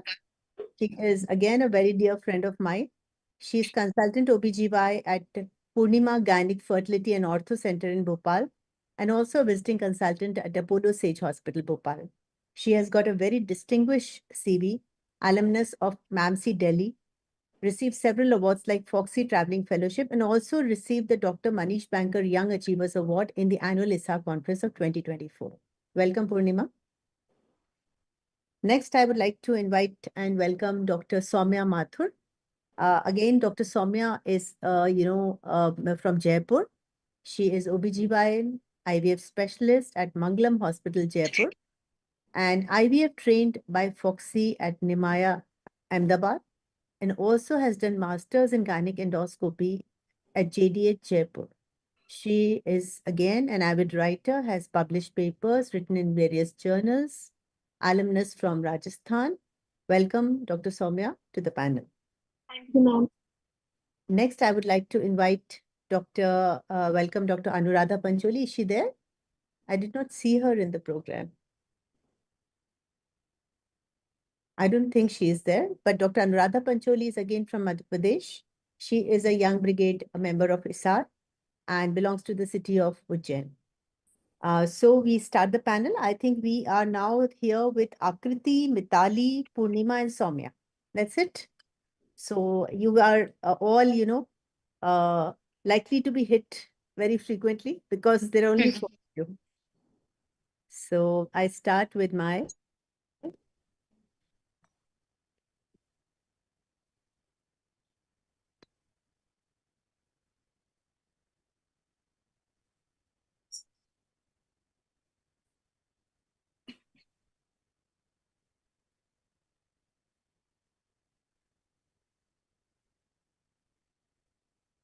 Can you see the slides? Yes, ma'am. Yes, ma'am. Right. So we start with ovulation induction protocols, and after listening to the hi-fi topics of AI and NIPGT by distinguished speakers, we come to a very grounded topic of ovulation induction. But all said and done, this is what we do. So rest NIPGT, we might not be doing day in and day out.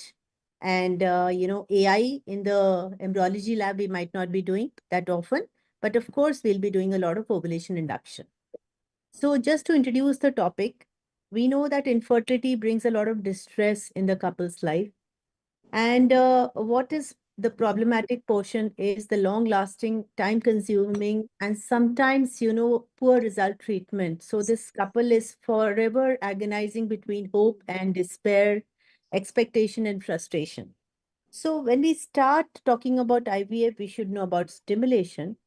And we know the history of IVF started with a natural cycle IVF. Louis Brown was born out of a natural cycle IVF, and it was a single oocyte retrieved transabdominally, fertilized a single embryo, and the baby was born.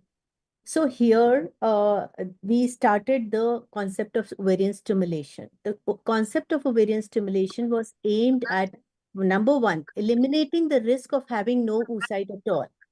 Number two, improve your results by obtaining several embryos and then selecting the best quality embryo. That time the embryo was selected morphologically. Now we have PGT and all that. So that is the reason this concept of ovarian stimulation developed. We should also know about basics. So we'll start with Akriti. Akriti, could you tell us the basics of ovulation? Why does the follicle grow in response to the HPO axis? Why does every month only one follicle grows? And why does in superovulation multiple follicles grow? Just explain it to us. Okay, ma'am. Thank you for the question, ma'am. See, if we have a normal menstrual cycle, so what happens is we know the stages. We know that there will be a stage where the pre-antral follicles will be there, the antral follicles will be there, which will start producing FSH. And then out of those antral follicles, one will have a higher concentration of FSH receptor. Also, as a result of which, the estradiol in that particular follicle would be at a higher stage, as a result of which it would be selected and forming a dominant follicle. So that would be a natural cycle, right? However, when there's a superovulation cycle, so it works on the process of, FSH threshold, and it works on the process of positive feedback. Positive feedback, wherein if you, I'm forgetting the other term, FSH threshold and FSH, one more is there, which has that, I forgot the term, which we use for step up and step down protocols. Crossing So, the FSH. yeah. So in this, what happens when you're doing super ovulation, if we are inducing the suppose either it is clomiphene or it is letrozole. So like letrozole has a monofollicular growth and clomiphene has a multiple follicular growth because of the persistence of high FSH for a longer time. However, similarly, if you have gonadotropins, so in that, when we are putting the gonadotropins for a longer time, like 2-3 days continuously, so it crosses all these follicles which are growing, the antral follicles. So each has a separate threshold. So they keep on rising. Absolutely, absolutely. Akriti, I think you have hit the point nicely, and you're absolutely right that you have to cross the FSH threshold for multiples of follicles before you call it superovulation. And that is what we are achieving by ovarian stimulation. And this pool of primordial follicles, how many days it takes to reach that antral follicle? It takes nearly 7 months, 200 days. So that is why this concept of waves of folliculogenesis has come. That is why you are having random start protocols. And the cyclical recruitment has now been converted into something you can manipulate in your ovarian stimulation regimes. And that is why you can, preserve oocytes. You can do fertility treatment. So next, I would like to ask Soumya. Soumya, how do you classify a poor responder? In fact, tell me what types of patients you have in your OPD. What types of patients are there who walk into your OPD and they want ovarian stimulation? How do you classify them? So, ma'am, mostly these days we are seeing patients with low AMH. Very young patients with premature ovarian insufficiency are seen, and so we have to really, like earlier it was more of PCOS, so we had to go in for an anti cycle and we had to think about OHSS. But these days we have more patients with low AMH of 0.5, 0.4. So that is what we are seeing these days.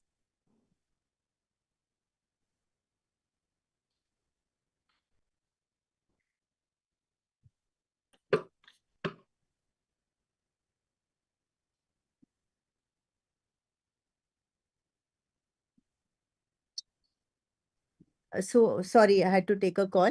Soumya, you finished answering?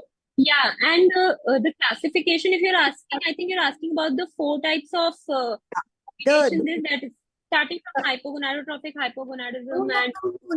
No. I'm not asking you that. I'm asking you, how do you classify your patients for starting ovarian stimulation? They are not responders. They can be high responders, and high responders, or low responders, depending on the AMH and various other factors. Yes. They are only basically, it's a very simple question. There are 3, categorize the patients into 3 categories before you start the ovarian stimulation. Contemplate ovarian. So, how do you actually classify a poor responder, or how do you define a poor responder? Which patient would you call a poor responder? What are the criteria you used, and how do you stratify these poor responders? So poor responders, we use the main criteria is AMH, in which when the AMH is less than 0.5, we consider them as poor responders. And also AFC, that is the antral follicular count on day 2. Can you tell, Purnima, can you tell us something about Bologna criteria? Yeah, ma'am, in the Bologna criteria, when it was proposed, the Bologna that made basically it had these three options, and one of the feature has to be present to classify the patient as poor responder. Like it is already written advanced maternal age, previous poor ovarian response with conventional protocol and abnormal ovarian reserve, AFC 5 to 7 and AMH 0.5 to 1.1. But then further, the Poseidon criteria was given because it was not the patient base. Basically, all the patients were categorized into these three, classified according to these 3 points. So the further Bologna criteria was subject to severe criticism because Bologna gave a blanket definition for all poor responders. It did not take into account it did not stratify according to previous IVF cycle, according to the antral follicles, according to, the age, according to the AMH. Now the AMH has also come. So this Bologna criteria still stands. You have to have, at least 2 out of these 3 features positive, like Rotterdam's criteria. In Rotterdam's for PCO, we followed 2 positive out of 3 to be called Rotterdam's PCO. Similarly, in Bologna, 2 out of these 3 have to be positive, and there has to be a previous conventional stimulation protocol to which the patient has, been subjected to before saying she had a previous ovarian response. Now, Poseidon criteria is actually not a diagnosis criteria. This is stratification. So who can describe Poseidon for us? Dr. Mitali? Ma'am, in Poseidon criteria, we have 4 groups, group 1, 2, 3, 4. So, group 1 में young patients, मतलब age less than 35 years we consider, then suboptimal or low oocyte number.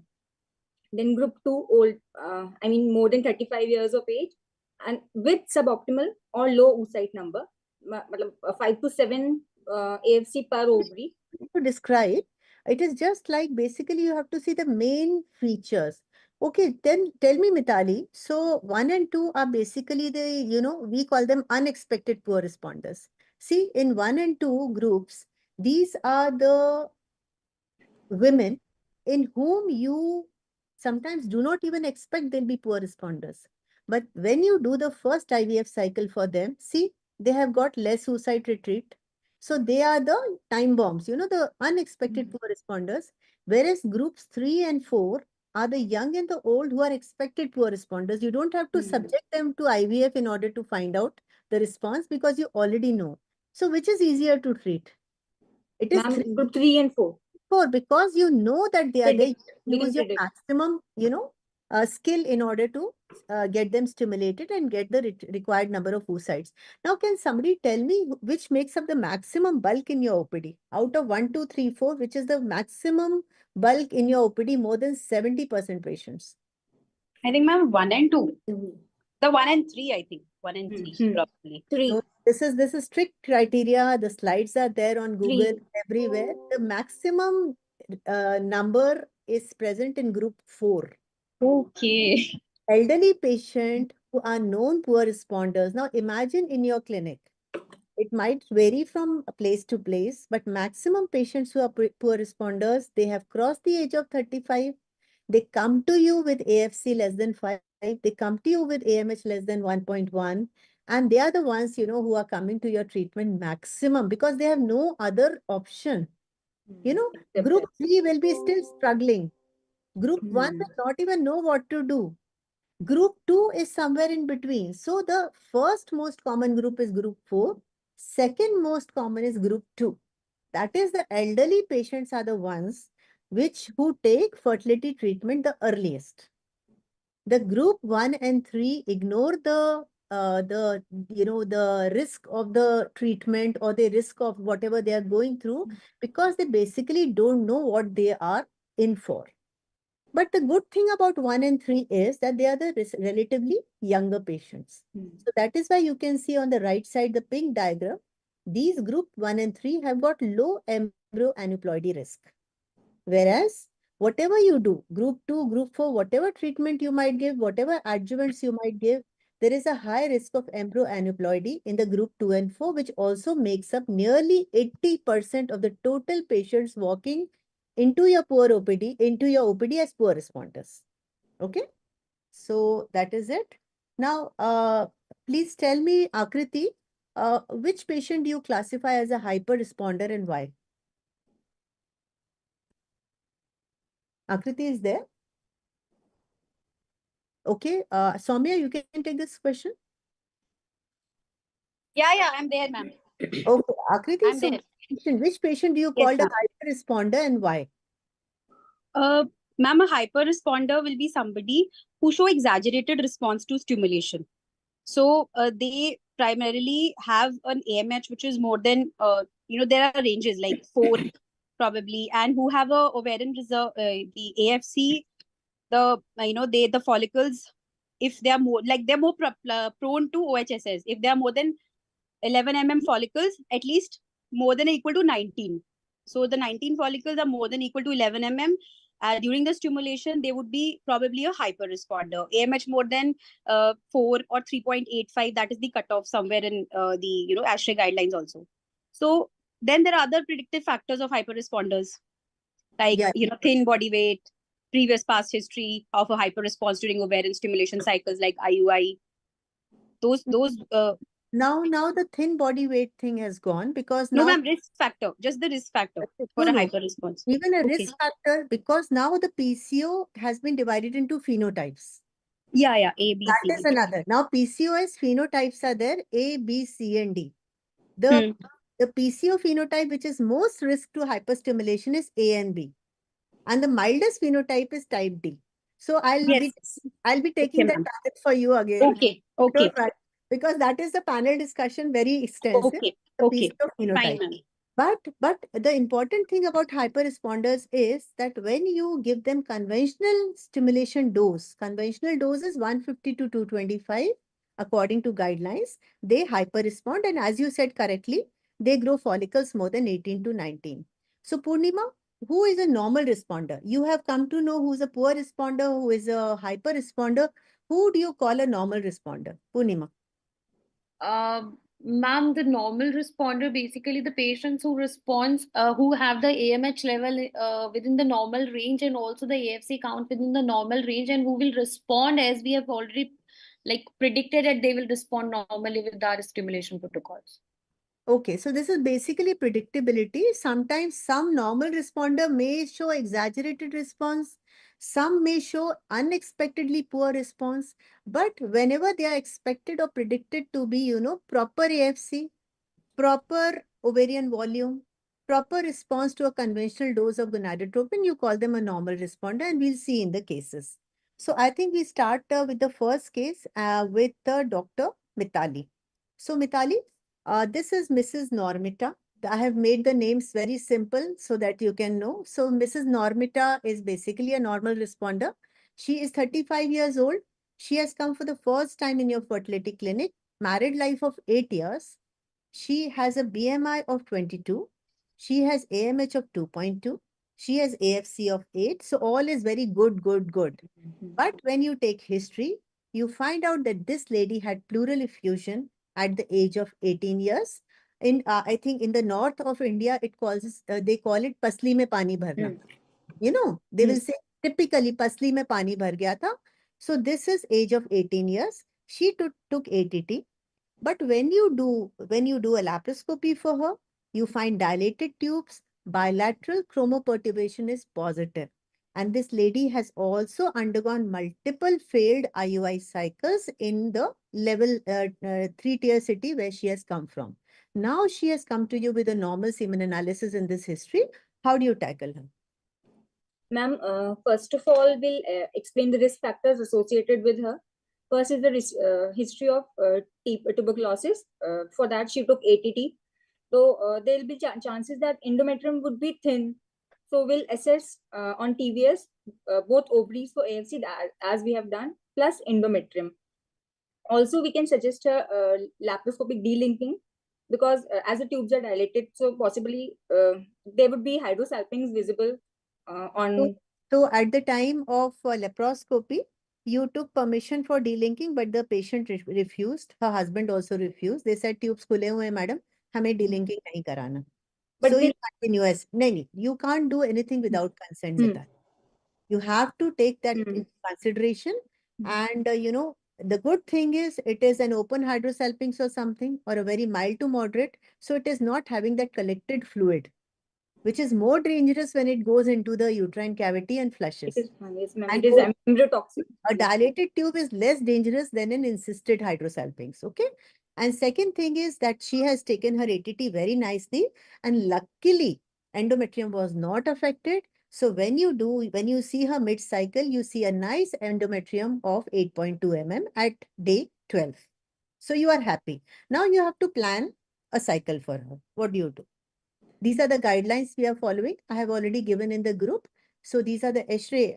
I searched all over literature. It is only ESHRE which has given proper ovarian stimulation guidelines in 2019. And after that, COVID came. So I don't think the guidelines were revised. And anyway, the guidelines are so beautiful that we don't have to, bother about it. So tell me, in this patient, Mitali, now we'll go stepwise. How do you plan your strategy? You already know she has got AMH of 2.2 and she has got AFC of 8. Would you assess her with some other measurement before starting the stimulation, or would you just proceed? What do the guidelines say?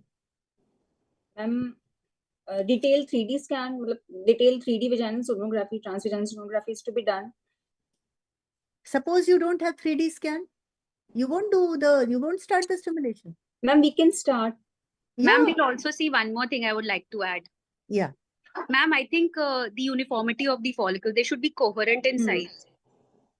Yeah. Homogeneous. So we will not like to lose any follicle for her. She's already having 8. Okay, any comments on AMH? Suppose you have a beautiful AFC of 7 to 8 follicles, 4 in each ovary. You have got a thin regular endometrium. You have got history of properly taking AKT. You have got an AMH of 2.2. So you can proceed directly with stimulation. Ma'am, after the ATT, was any this thing, what you call TB endometrium or anything done? Everything done. Everything fine. So yes, ma'am, we can start. Everything is normal. So there is a strong recommendation. What I wanted to emphasize was, though I have given AMH to you, suppose this patient had come to your clinic from a village and she did not carry the report of AMH, but still she had good AFC. Yes, we can start. Yes, ma'am. You can proceed Yes, with ma'am. We can start. AMH. So the guidelines say you can use either AFC or AMH to assess the ovarian reserve. There is no need to burden the patient with an additional of AMH. Okay. So another thing is that at the beginning of the stimulation, we sometimes, start by doing these 3 tests. What does the guidelines say about conducting a test for estradiol, E2, LH, and P4 at the start of stimulation? You're also starting ultrasound. You're also taking a blood sample. Is it mandatory to take a sample at all? No, only if we have a doubt, if we see any follicle more than 10, if we see the endometrium more than 5 mm, then only I think we should go for an estradiol. Otherwise, patients might not be able to afford the blood tests every time. If you're a single user, single person doing an ultrasound, I don't think there would be a need to. Akriti, leave the affordability. Yours is a charitable clinic. No, ma'am, no. No. I'm just giving you example. Example. I have a charitable clinic. I get funding of 50 lakhs per month for my IVF cycles. Okay. I will not do E2 LHNP because it is not evidence. It will not add to my diagnosis. Properly done baseline ultrasound monitoring is sufficient. If you have got a good history, you have got a good scan, no need to do this E2, no need to do P, and no need to do LH. Okay. And another thing is, you are stimulating her, and you have probably, what is the best type of dose which you will select in your clinic? We'll go to gonadotropins later. Suppose you are stimulating her with the highly purified FSH. Ma'am, what was her age again? What was her age? 35. 30. She's 35. Yeah. She's the watershed line, 35. And she's married for 8 years. Ma'am, if she's 150, 75. But her AMH is 2.2, Akriti. AMH is 2.2. AMH is not less. Is not less. What dose of highly purified FSH or HMG or recombinant FSH? Everything is the same. Select. 150 Folisert, 75 Menotas. Okay. Right. So you'll choose a dose of around 225. Yes, ma'am. 225. Okay, so you are doing her continuous monitoring and you have beautifully, a beautiful cohort of follicles growing. Now, suddenly you have to start an ANTAC in a flexible manner. Would you like to do an E2 measurement or would you like to do E2 monitoring during the cycle 2-3 times if the patient can afford? No, ma'am. No, ma'am. So, I don't again, do. We not do. again, your main armamentarium is your ultrasound machine. If you're getting good follicles and the follicles are growing and causing an endometrium to grow beautifully. The endometrium can only grow when the follicles are producing sufficient amount of E2. Okay? So if you're getting a good triple line endometrium by day 5, 6, and suddenly there is a time when the endometrial thickness jumps. It suddenly jumps from 3.5 to 5. That is the day you have to start antagonist.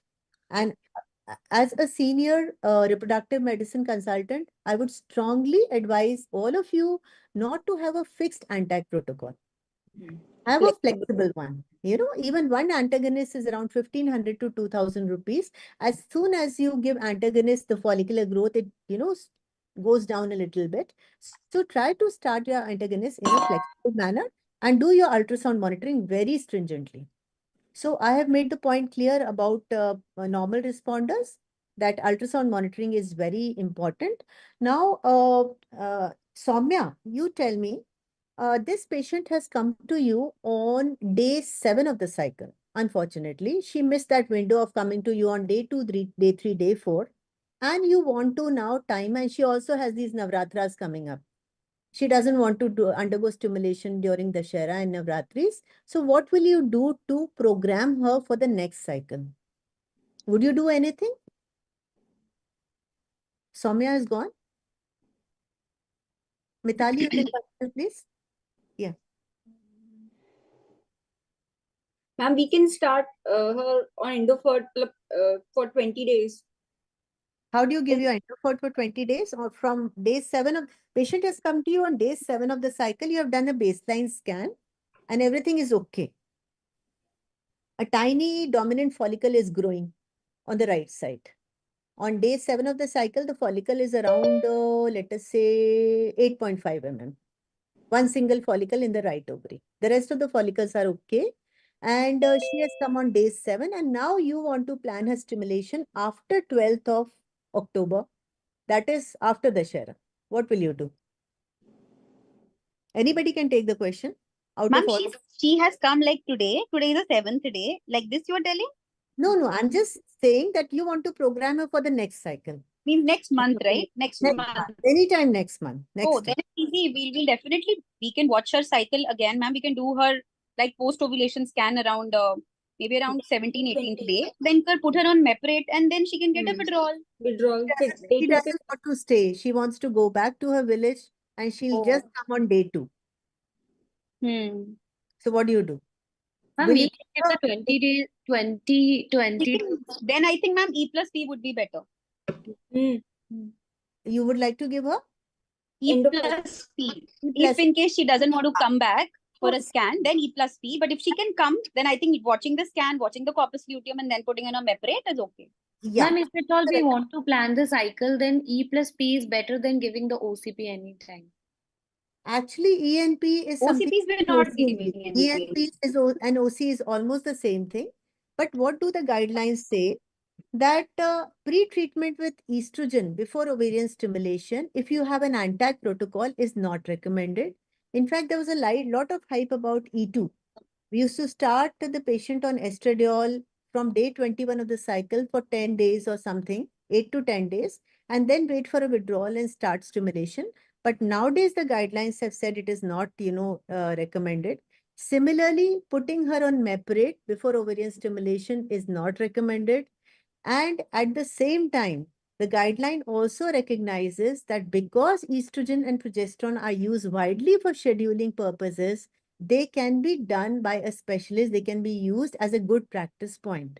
So even if you wait for that patient to pass on that cycle naturally, she can come to you on day 2, or you can give the last 10 days estrogen, or you can give the last 5 to 6 days medroxyprogesterone acetate or norethisterone acetate, or you can give her the whole cycle E plus P.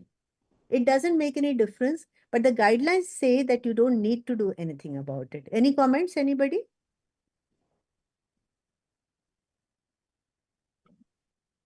Shall we move I on? think, ma'am, again, yes, ma'am, again, for if patient, like you said, she wants. Yeah. No, But she I has. think, ma'am, sometimes what happens, like many times in my practice also, we usually say, huh, she's having regular cycles, and yes, and you can come on the regular time, you know, when you get your periods, because we have an in-house embryologist. But I don't think, I think sometimes the patient stresses so much, like, you know, they think about the stimulation, कि उनका IVF होने वाला है, तो ना उनके period ना थोड़े डिले हो जाते हैं. I have seen it with 2 or 3 of my patients. ऐसा नहीं है सब में होता है, but then yes, it happens in some patients. Actually, it is, I think, ingrained into our heads, Akriti. Like now, I have been doing IVF for nearly 19 years, 20 years. So it has been ingrained into our head. Probably. When you give something for cycle programming, you'll get a, good cohort of follicles. You'll not get any cyst. You'll have a predicted withdrawal. So that is the reason. Yeah, predicted. Yeah, we actually time it with our schedule and Yeah. everything, no? That So is it's comfortable for us. okay. That is why the guideline development group has taken it as a good practice point that if you're using ENP, that is, good enough. There is nothing which you're doing wrong. Okay. That is as far as this is concerned. But somebody was mentioning COC. Pre-treatment with COC, especially with ANTAC protocol, is a strict no. Because with ANTAC protocol, if you do programming with COC, like those increases. Mala or Asmita, overall, whatever, you're going to reduce the cohort of follicles. The body really gets suppressed. So don't use COC, especially with an ANTAC protocol. And again, there is a school of thought that instead of starting ANTAC from day 5 or 6, you can start ANTAC from day 2, day 3. And then start stimulation. That gives you a uniform cohort of follicles, but I don't follow it. If any of you has got experience with GnRH antagonist pre-treatment before starting ovarian stimulation, you can please share with us. This Dr. Jatin talks about it a lot. Dr. Jatin often takes lectures on poor responders. So this is one of his favorite therapies. He talks about starting ANTAC from day 1 or day 2. And Yes, then ma'am, for 3 days. yeah. And then he starts the gonadotropin. This is also mainly for scheduling the cycle. Suppose if the patient gets periods earlier than the correct. time, then they start citro for 3 or 4 days just to reduce the cycle. Or if your first scan falls on Sunday, so that just to escape that day. Yeah. And also, ma'am, if we do the day 2 scan in any patient and there is this follicle and estradiol levels are more than 50, then also people give the 3-4 days citro just to down regulate and then they start a stimulation. Or if any follicle is more than 10 mm. Yes. For that matter. Can you repeat, Purnima, because my network went just now? Yeah. Ma'am, basically, from day 1 or day 2, citro is given in 2 situations. First, if the patient has got the periods earlier than the expected date in a batch IVF. So 3 or 4 days citro is given before giving the stimulation. Second situation is, suppose if we have called the patient on day 2 and she is having cyst or the estradiol level is more than 50, then 3-4 days citro is given just to suppress that follicle and then the stimulation is started. Yeah. Ma'am, I have a point, like one question to ask. Like, yeah. Has anyone practiced this? I have seen it when I was doing fellowship. I've seen this in like many patients that I have done it in patients when I get cyst follicle more than 10 mm or if estradiol level more than 50, 3-4 days citro works very beautifully. I have a question here again. Like my question is, does Letros of 3 days helps in such situations like 2.5? I have never. For 5 days. For 5 days we get. No. For first 3, like suppose if they're like he said. No, let us not deviate from the point. The use of antagonist in the first 3-4 days is absolutely indicated as a protocol, but it is not a regular protocol. It is not there in the guidelines. And as Purnima said, if you have a small cyst or something, and you continue antagonist for a couple of days, that might just disappear. But I personally feel that if your patient is, listening to you, if the patient is cooperative, not too much in a hurry, you can again put her on some sort of E plus P or probably an estradiol therapy and then take her the next cycle. That is also okay. I personally don't think that, having 7 to 8 doses of antagonists is very wise, and it will increase the budget also. But I have never listened to a protocol wherein letrozole can be given in order to reduce the size of the cyst. In fact, Okay, ma'am. letrozole maybe, just make No, the no, not follicle. the cyst probably, ma'am, just the E2 I was worried. Like, sometimes the E2 is like 60, but you don't see anything gross in the scan. Or maybe I'm just giving you an example, a question from my end. Does No. Lestros for giving 2-3 days would help? No, it won't. It won't. No, it won't. Okay, so we will just stick to the guidelines. And again, this is, I think we are on normal responders only. Sorry, my power went. Yeah, this is the normal responder guidelines again, 2019. GnRH antagonist protocol is recommended for predicted normal responder women with regards to improved safety. This is a strong recommendation. Earlier, there used to be 10 years back, there used to be a classification of patients: PCO antagonist protocol, poor responder antagonist protocol, and normal responder go for a long protocol. But now antagonist protocol is considered to be safer and more predictable with regards to safety and efficacy even in normal responder women. And addition of letrozole to gonadotropins just to help in your protocols is not recommended. In fact, whenever you give letrozole along with gonadotropins, as we will read earlier, you might have disturbance in the synchrony of the follicles. Similarly, you feel it's a normal responder. Why should I spend 225, IU of gonadotropin daily? Let me give her something like 187.5, or let me give her around 150 for a couple of days. No. If you reduce the dose of gonadotropin in a normal responder, that's not a wise thing to do. It is better to start a fixed dose and continue the same way. So that brings us to the end of the first case, and now we have the second case for you, Akriti. This is Mrs. Polly. She is 34 years old, married only for 1.5 years. She's never used any contraceptive. She is an IT woman. They are, regularly staying together, she and her husband. But she presents to you with primary infertility. She is BMI 28, overt hyperandrogenism. Cycle length is 45 days to 3 months. Irregular lifestyle, but she wants to conceive as fast as possible. Would you, how would you, go about discussing treatment? Ma'am, for this patient, since she's obviously married for 1.5 years now, and they're staying together, so definitely she'll be eager to conceive. The first thing is that she has two problems in her system. One is her hyperandrogenism, the other is her obesity. So these two things we'll have to very patiently sit down with her and give her stats that what are these two things and how they will affect her the response to the follicle growth, why her periods are irregular, and this would be the mainstay that you need to first work on your health for at least 3 months. Give your time at least 3 months just for your own body, in the sense it should be. You are going to do some lifestyle counseling for her? Yes, I will definitely, because ma'am, I do it for my all patients, and I have seen patients improving, and they actually have lasted for 1.5 years with me, and then they have conceived. But this actually helps them because I tell them is that if you change your lifestyle, that is going to stay in your life forever, and it is for your own health you're doing it, and baby will eventually come into your life. Okay, so now, it's a part of it. Now coming back to ovarian stimulation, Akriti, she did improve her lifestyle little bit. She, took a, sabbatical for, about 8 to 10 weeks, got lost around 5 kg weight, quit smoking, quit parties, quit drinking. But now the dilemma is she hasn't had a tubal testing done, no laparoscopy done.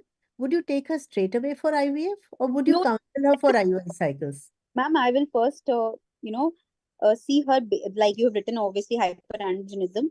If she has reduced her weight, she has, improved physically also, and she feels more happier now. So I will first do the tubal patency test, see a look on the, AFC and the AMH also. In the meantime, like in suppose this investigations would be there. What is her AMH? What is her AFC? If it is a severe PCO, like more than 25, more than 20, or if it is having an AMH of 12, what is the LH level? All those things will be taken into consideration. Accordingly, ma'am, if I feel there is an indication to go towards lab and doing tubal patency and drilling, then I would do it at a first go. telling that, after that, the ovarian stimulation, even for an IUI, would be a better option for you with gonadotropins. And, So or you I will give it another finally, example. okay, Akriti. So because our topic is ovarian stimulation, we will not dwell too much on lifestyle and drilling. No, no. Yeah. So now Yeah, first two options, like. you have I- taken for IUI cycle. Please tell me the stimulation you will use. Her current Ma'am, weight is step up protocol for her. Step up protocol for her. Step up protocol. IUI. Ma'am, in that way, I will be using Letros, Yeah. and I'll be using Letros first. I'll be giving 3 cycles of Letros. Maybe first, if I see 2 I'll start with a dose of around, depending upon her weight, 5 or 7.5. That would be the dose I would decide for her. And I would see a first cycle with that. If it is not showing me any response, then I would switch to another mode of stimulation in the next cycle. 5 dose is, I've also used it, and actually, but 7.5 dose you can't speak, Akriti. Okay. It is you can't give it a routine dose of 7.5 No, mg. ma'am, not routine. Like, Patient. suppose if she's lost her weight, I would start with 5. The second would be a 7.5. Yeah, the Yeah. standard dose, actually, you should start with 2.5 only if she's But I think lost she's her, obese, but I think she should be 5. She has come down to a BMI of 25. Still, I think 5, ma'am, for her. Yeah, Age yeah, also but- matters. Yeah, but 34. never speak of 7.5 Okay. straight away. In fact, Okay. there was a patient who conceived in my center with multiple myomas, and my friend from Raipur stimulated her with 7.5 mg of letrozole given to her for 5 days on the phone. And she came to me with 2 follicles, and she conceived with the first IUI. She's anesthetist's wife. So when I talked to my friend in Raipur, I said, "What was your protocol?" She said, "Monica, I have given 7.5 mg of letrozole over the phone, but I have written 5 mg because we don't write 7.5 mg." So there could be some legal problem issue, So Okay. it's better to stick to protocols. Okay, so she doesn't conceive with 3 cycles of IUI, unfortunately. So now, can you tell us, Soumya is there or she has left? Soumya has left? Okay, Mitali, how do you plan an IVF cycle for her now? Ma'am, we can very well counsel her, as the age is already 34, and after 2 to 3 cycles of IUI, obviously the age is irreversible process. And plus, she's very eager to conceive. So it will be easy for us. Which protocol would you use? How much dose of gonadotropin? What is your choice of gonadotropin? Tell us everything. Ma'am, 150, 150. Okay, you're using 150. 300. Yeah. So there is also an algorithm for this PCO. There is a nomogram. Are you aware of a nomogram? Yeah, ma'am, they are there. There is a graph which you can construct out of the patient's age, age, AMH, AFC. AFC, and then it gives you in fact, I practiced it for my patient. In one of my patients with the AMH of 10, age around 32, and lost a lot of weight. This lady with 150 international unit of recombinant FSH always formed 1 follicle. And now she's for an IVF cycle. So I used this nomogram, and this time I made a starting dose of 187.5. I was hesitant to use 200. I was hesitant to use 225. So I used the nomogram, and it worked beautifully. So anti-protocol is your protocol for choice for PCO patients. Long protocol can also be used for PCO patients, but you have to reduce the dose. And antagonist protocol is also recommended for all the high responders as a good practice point. Now, would you like to add CC or letrozole to the stimulation protocol, Akriti? No. Probably not recommended CC, but it's conditional. Suppose you are expert at this and you're confident about your regime, you can use CC, but definitely not letrozole. I'll again tell you about my experience. That time the guidelines were not very popular. And just to be on the safer side, I started a patient on letrozole for 5 days and then started low dose gonadotropin. That patient went in for a monofollicular ovulation in an IVF cycle, or maybe 2 follicles. So that created problem for me. Though I did an IUI and she did not conceive, we had to do IVF. So sometimes this letrozole creates problem in PCO patients. So you can also use an agonist protocol for such a patient, but you have to reduce the dose in order to reduce the risk of OHSS. So what is the risk of ovarian stimulation in PCO patients? Purnima, can you tell us? Yes, ma'am. In PCO patient, during ovarian stimulation, we can have the hyperstimulated ovaries, and the patient may land up into the OHSS, and so that is the main risk. Yeah, and these patients, sadly can also go in for cycle cancellation sometimes. Like I told you, if your starting dose is not right, or if you overshoot, you may have to cancel the cycle either for hyperstimulated or, Empty follicle. yeah, not forming follicles. There is also a high chance of empty follicle syndrome in PCO. And PCO patients are the patients in whom you will retrieve beautiful oocytes in your lab. And when these oocyte, the follicular fluid goes to the embryologist, they will say that, you are not getting sufficient number of oocytes. And even the oocytes are not good quality, they are subnormal quality. And suppose this patient conceives also, she has got high risk of first trimester pregnancy loss. So in PCO patients, you basically stick to a GnRH antagonist stimulation. Choose your best dose of gonadotropin. If you choose antagonist, agonist trigger, you can vitrify, freeze all, and plan an FET. And if you do very few people are doing fresh transfer nowadays with PCO patients. So, what is a mild stimulation? Because this is a PCO case, I'm asking what is a mild stimulation and how does it differ from a conventional stimulation? Anybody can answer. Is there any fixed criteria to say that this gonadotropin stimulation is mild? Mild, matlab IVF light or mini stimulation, we aim to retrieve 2 to 7 follicles. No, mild stimulation is with respect to the dose of gonadotropin. There is a definition is definite. I think conventional is 150 to 225. So, Yeah. so if mild mild is there, we are starting with a lesser dose. We are starting with a step up, like you have, mild stimulation with a small dose, like maybe they start with 75. This is the slide, and this is the definite definition of a mild IVF. Okay, 150. IVF is 150 IU daily. If you exceed 150 IU daily, it will not be a mild. It will go to a conventional dose IVF. So the conventional dose is anywhere between 150 to 225. It should not exceed 225. Mild should not exceed 150. And mild IVF, you can even Oral agents, clomiphene or letrosa also, they can do. Okay. The protocol can be agonist or antagonist, but it is the dose of gonadotropin which tells you whether it is mild or conventional dose. And all the definitions are with respect to the conventional dose. That is how you classify the hyper responder and the normal responder. So this is how the mild dose of gonadotropin is defined. I've told you. And I'll just recommend this beautiful paper is there in Human Reproduction Update of 2021, which tells you there's a meta-analysis of mild versus conventional ovarian stimulation in poor, normal, and hyper responders. And they found no difference in the pregnancy outcome, that is the live birth rate, cumulative live birth rate, ongoing pregnancy rate, and clinical pregnancy rate between the mild and the conventional stimulation protocols. Only one thing is there, the risk of cycle cancellation is more in normal responders when you use a mild protocol. That is why you told me in the first patient, let us start with something like 225. No, Akriti?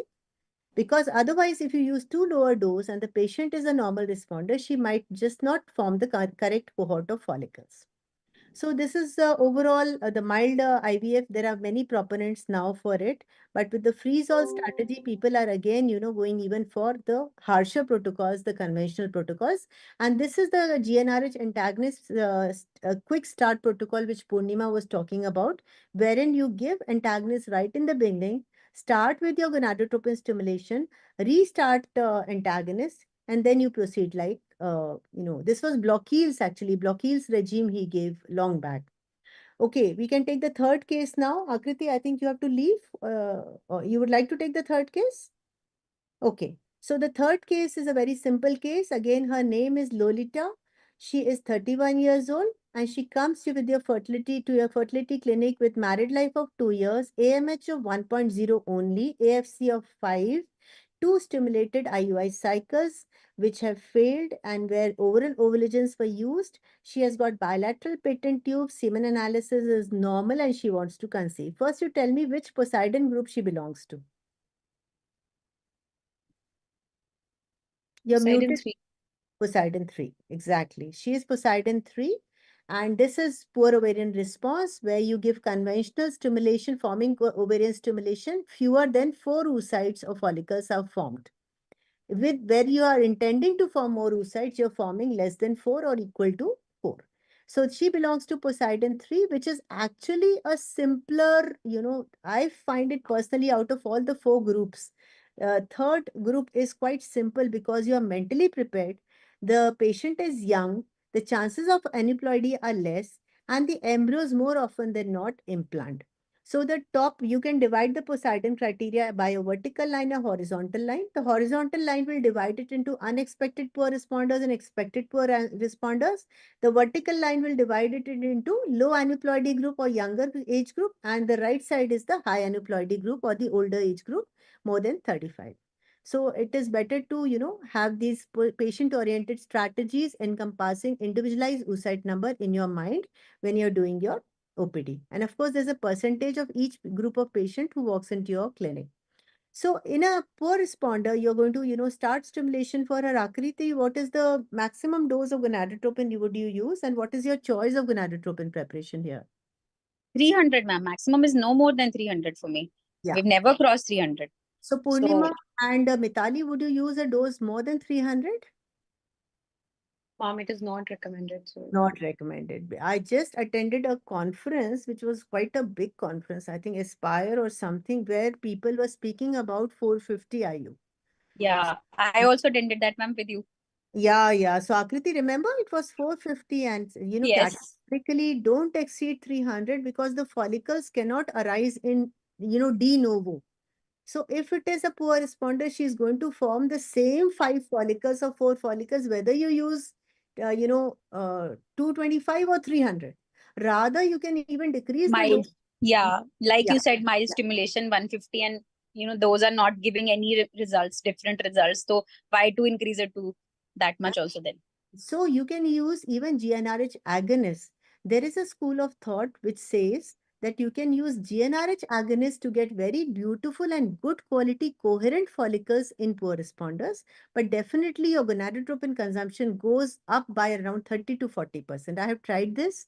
The follicles are there, but you increase the cost of the cycle by minimum 20 to 25K. Now, interestingly, there's a strong recommendation by ESHRE that you can use CC along with gonadotropins in such poor responders because the CC will give you another method of developing follicles, but addition of letrozole is again not recommended. CC alone or in combination with gonadotropins can be used for predicted poor responders. This we have to keep in mind, and definitely a higher dose above 150 is, you can use anything 150 to or above 150, but above 300, there is no justification to use a dose more than that in poor responders.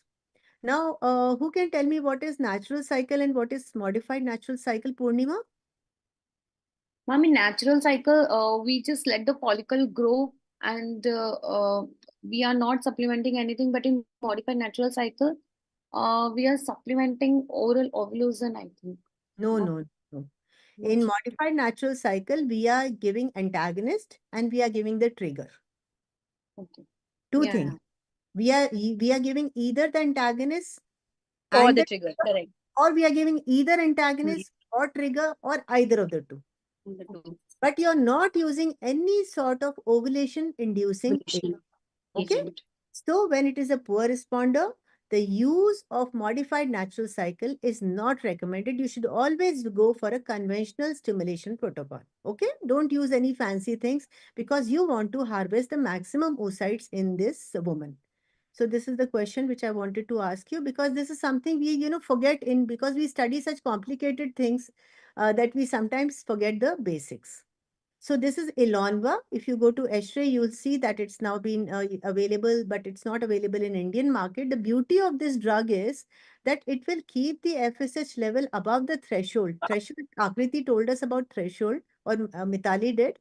It will cause multifollicular growth to happen for 7 long days. But the dose you have to use is adequate because if you use a lesser dose, the live birth rate will reduce. Now, the disadvantage of this Elonva is the OHSS level also goes up because Whether you like it or not, the FSH will start getting released. Okay, so any experience with this protocol, Mitali? See, you can have a look. What is this? This is being used in a poor responder. Where is my screen? Mitali is there? Only Akriti and Purnima are there? Ma'am, I have not seen this.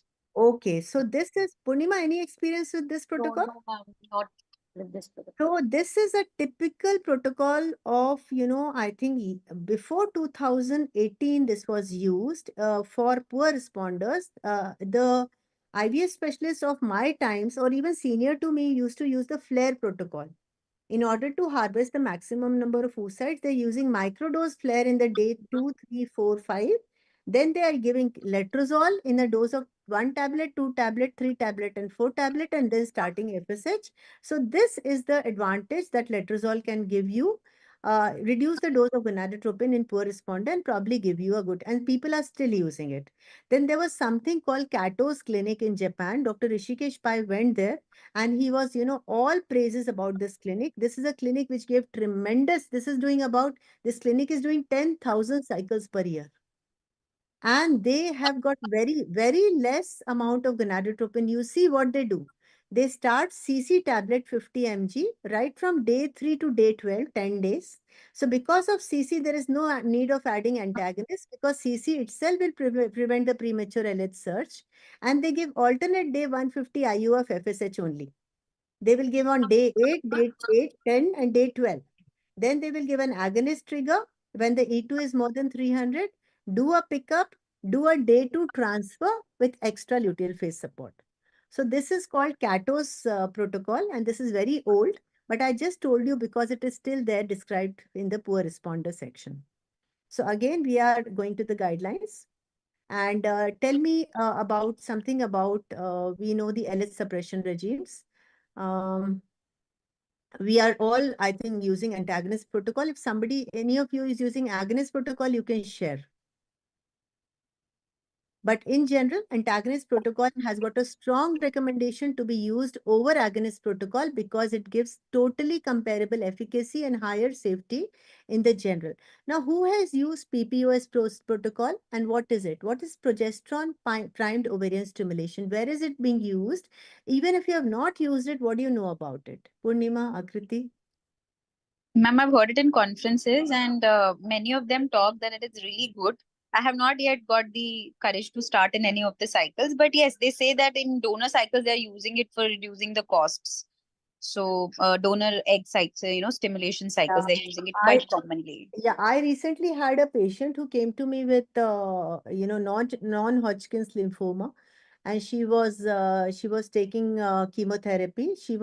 After the first cycle of chemotherapy, she came to me for egg freezing, and I was very much in a mood of starting PPOS for her because that has got very good results. It is basically for fertility preservation for, cancer patients, oocyte donors, freeze-all cycles, because here progesterone is very, very efficacious to prevent the premature LH surge. The only thing is here you can not do any sort of embryo transfer. So fertility preservation. You have to do either oocyte vitrification Preservation. Embryo freezing. Yeah, we will just talk about it. Now, just a word about gonadotropins. Do you feel recombinant FSH spending so much money is worth it? Do you think there is an edge over HMG? Or are we just buying, these costly recombinant FSH and people are saying it is equal to HMG? What do you think? I think it is better than the HMG. Sometimes you feel that a happiness factor with follicles when you give recombinant FSH, don't we? Yeah, because sometimes the HMG which you are buying, that even that HMG which is, 150 IU, you sometimes feel that what response it is giving.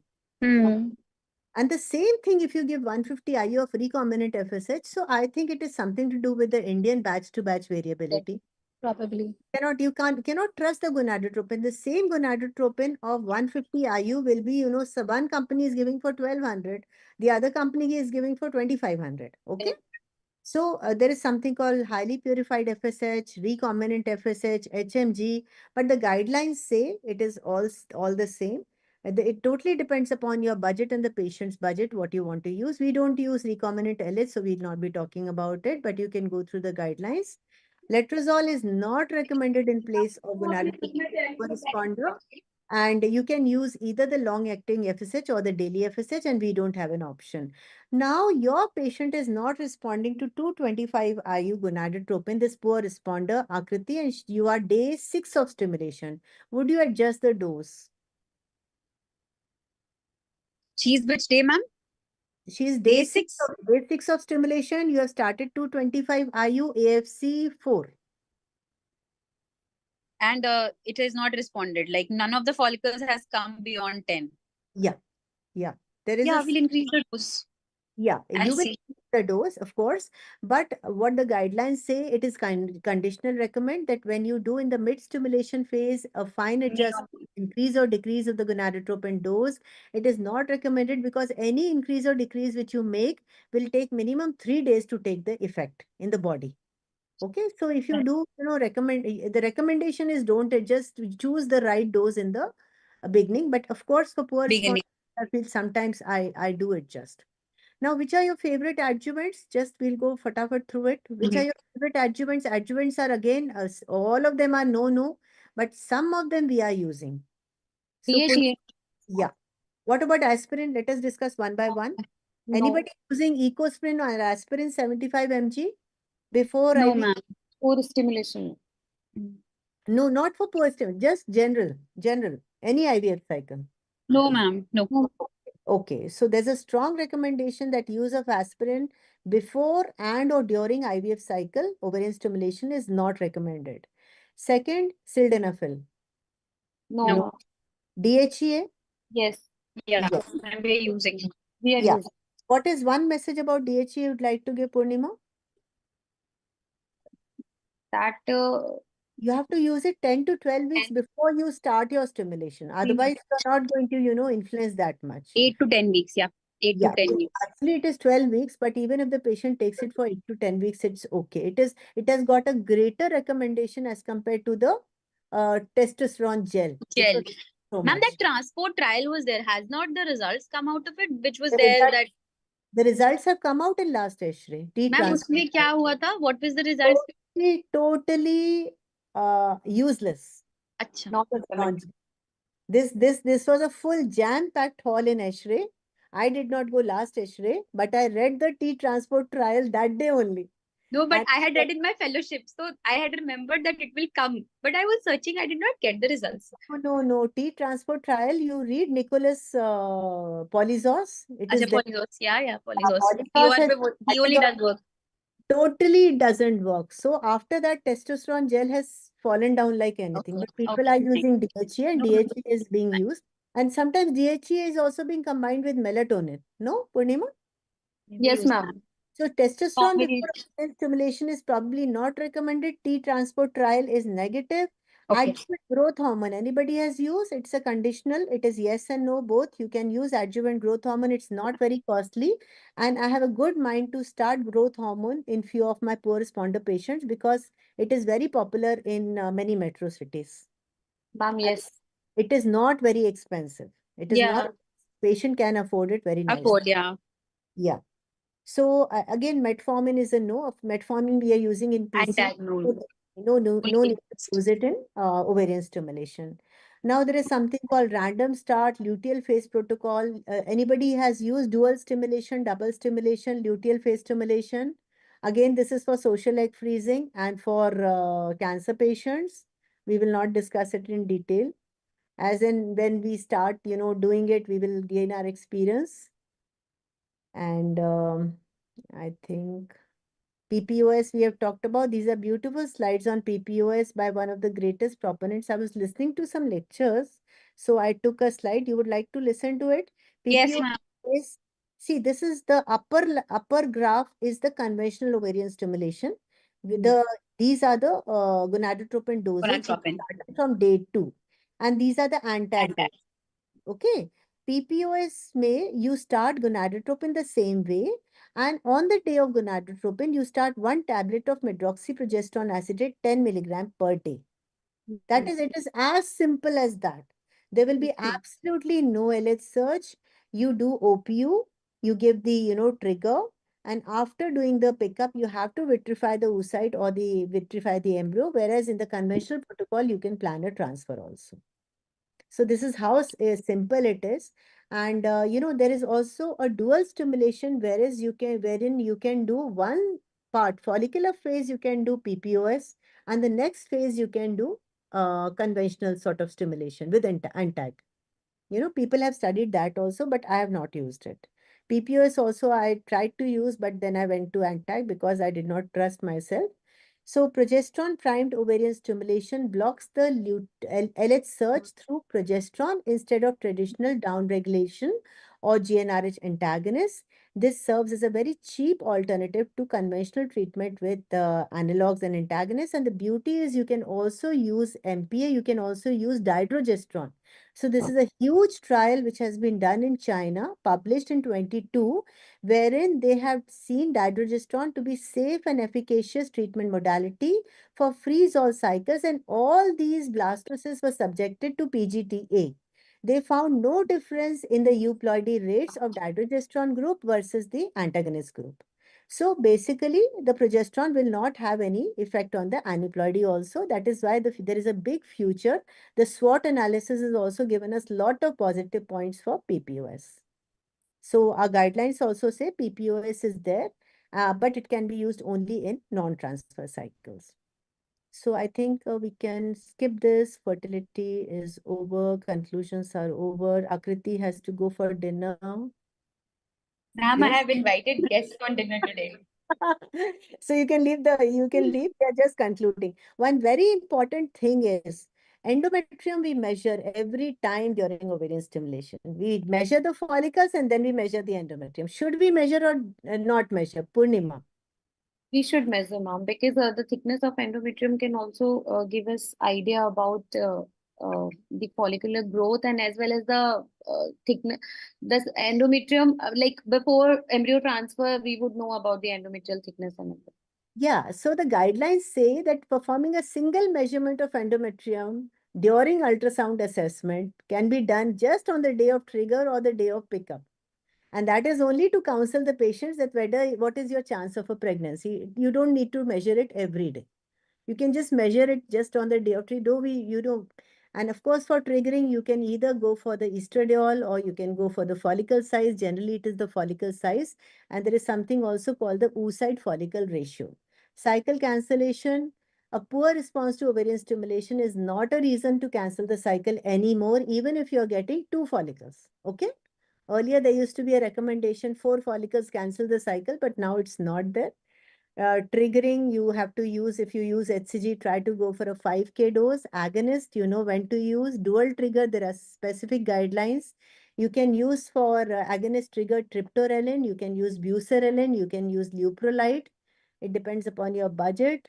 When to use a dual trigger is again a conditional recommendation, not for normal responders. There is some indication for dual trigger in PCO, some in poor responders. I have presented in H3 both these studies. And of course, a GnRH agonist trigger for final oocyte maturation with a freeze-all strategy is much better than coasting, which we used to do earlier. Freeze-all is again, recommended to fully eliminate the risk of late onset OHSS. And that is why before starting ovarian stimulation, you should always assess the risk of OHSS. So which are the patients who are at high risk for developing OHSS? Purnima?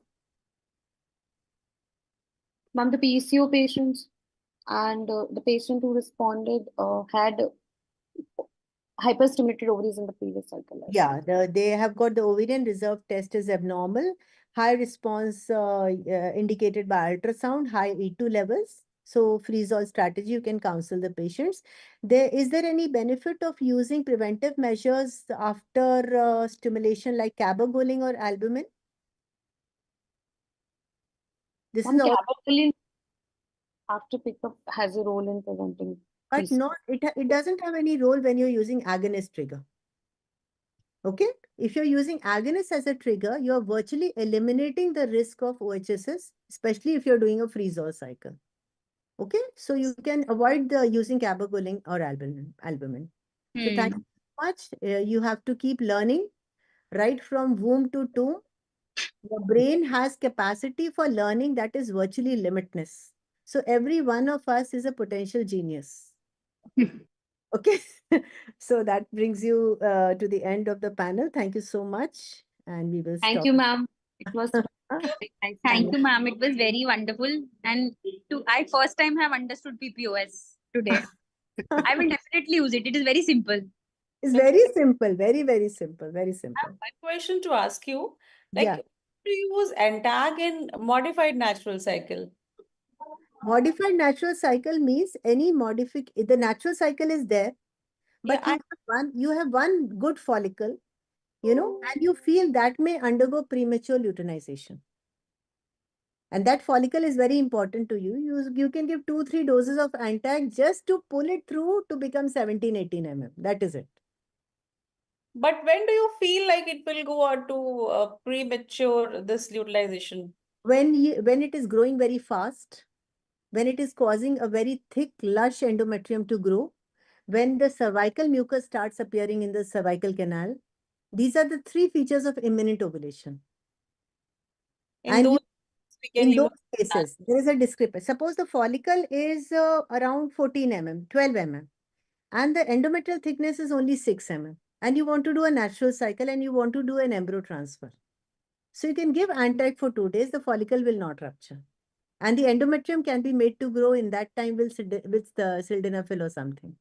Yeah, sometimes endometrium grow at a later stage. When follicle become 20 mm, the endometrium grows. Yeah. One more question. Like in PPOS protocol, which trigger you want to use? Which will be the best trigger?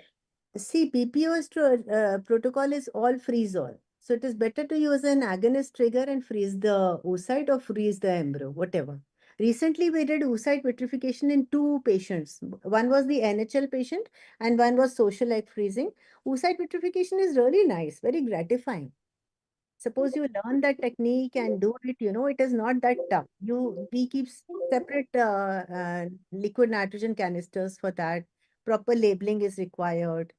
And it's a very gratifying procedure. So I think more and more patients will go for vitrification. And but all said and done, fresh embryo transfer also has got good results. The fresh embryo transfer will need proper timing. So for PPOS protocols, you have to use an agonist trigger and freeze. You have used PPOS protocol? I told you I was going to put a patient on PPOS, but she was from a very VIP family. So I thought I better not take any risk. I think I'll use PPOS, and I don't have guts to start, but I think I should start. At least in donors, it will save money. Fessi sir must have used. Fessi sir must be No, I am not using PPOS because I am also, as told, not afraid till more people are used to it, because I think I know few people who are for donors, they are using progesterone pride. I am taking their data and experience so that in future, because something which you are used to it and which you are comfortable, it's unless you are sure, just like that, it is very difficult to change that. So. But Fessi sir was the first person who introduced me to growth hormone. That I've been using many years. Yeah, sir, 7-8 years back, we were traveling together to Hyderabad. Yes. And sir gave me the complete protocol, growth hormone, off-label use tha. And he gave me the confidence. 2 things is there. One, the brand which were available till that time per unit was 1,000 rupees. And all the foreign studies were with 8 units. And the brand which available in India is hardly, 400 rupees for 1 unit. And we use 2 units and reasonably good result we are getting. That's why, and the cost, it can be used very cost effectively. So in which dose you are using growth hormone? 2 units right from the stimulation. Along with that, those patients who need high dose, 300 or 450 use, poor responders. It doesn't increases the antral follicle, which we are not seeing, but whatever antral follicle we see, that will come up and we'll get reasonably, reasonably good usage with that. For responders, not for other patients. So which brand are you using now? So which brand are you using now? Two brands are which are cheaply available. One is Utropin by the Cipla LG, and another is by the Reliance has got one growth hormone. Two brands are there. Okay. Both are coming in. Per unit costs are 450 rupees. Yeah, they are quite cost How effective. many days? Right from the stimulation till the day of HCG. Till the day of HCG. Okay. Yeah, because I listened to Fessy sir and then only, I started using. And some patients came to me from Fortis, Chandigarh. Some patients were getting IVF done at Rishikesh Pai sir's center in Fortis, Chandigarh. They came to me only for the stimulation and growth hormone. Then they returned for the retrieval. So, like, I was a sort of third party. So that time I gave a lot of growth hormone to these patients. Yeah. Got good results? Sorry?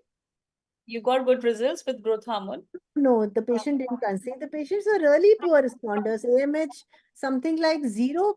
They did, I don't know, 0.1 AMH, 0.2 AMH.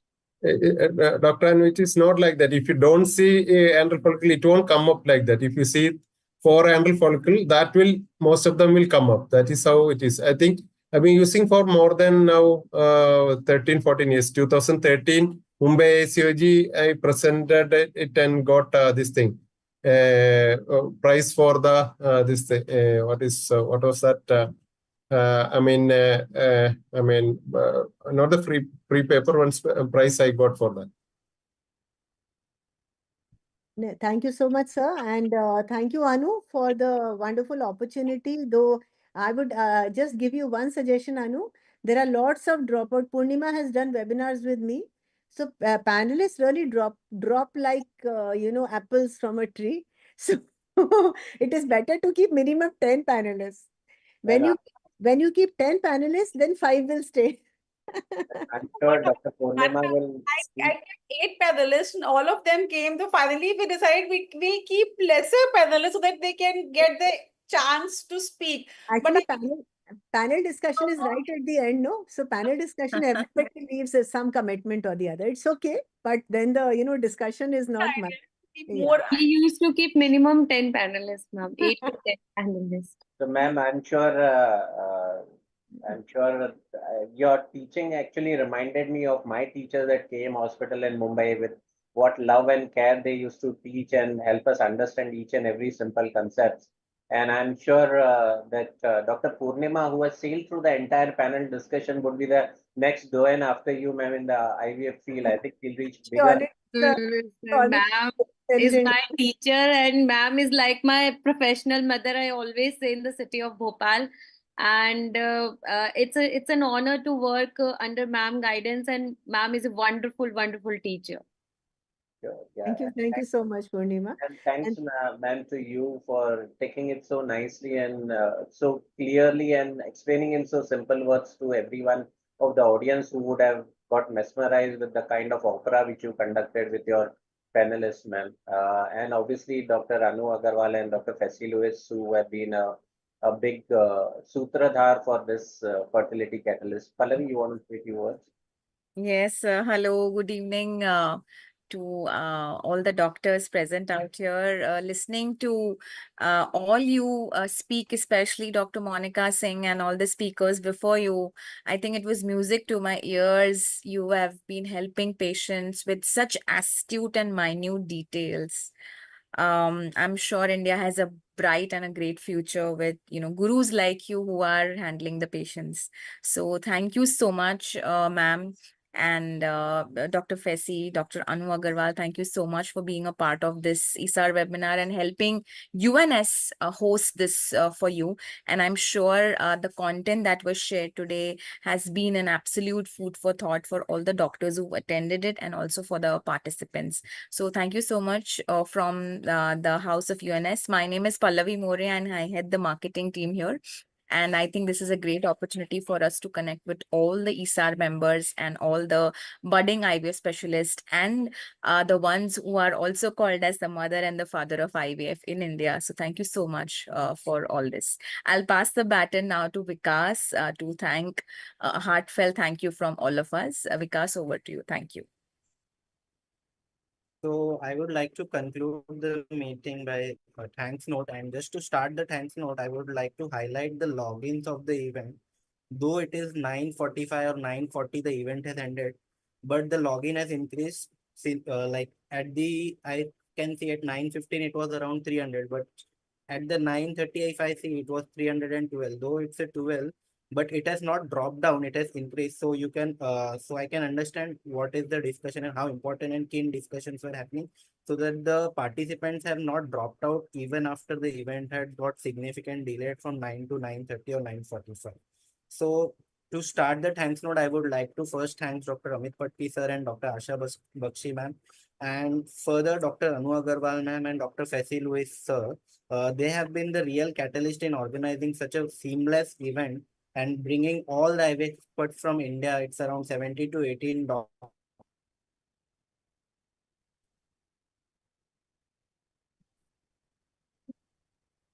Some network issue, I think. And how seamless we have organizing this webinar.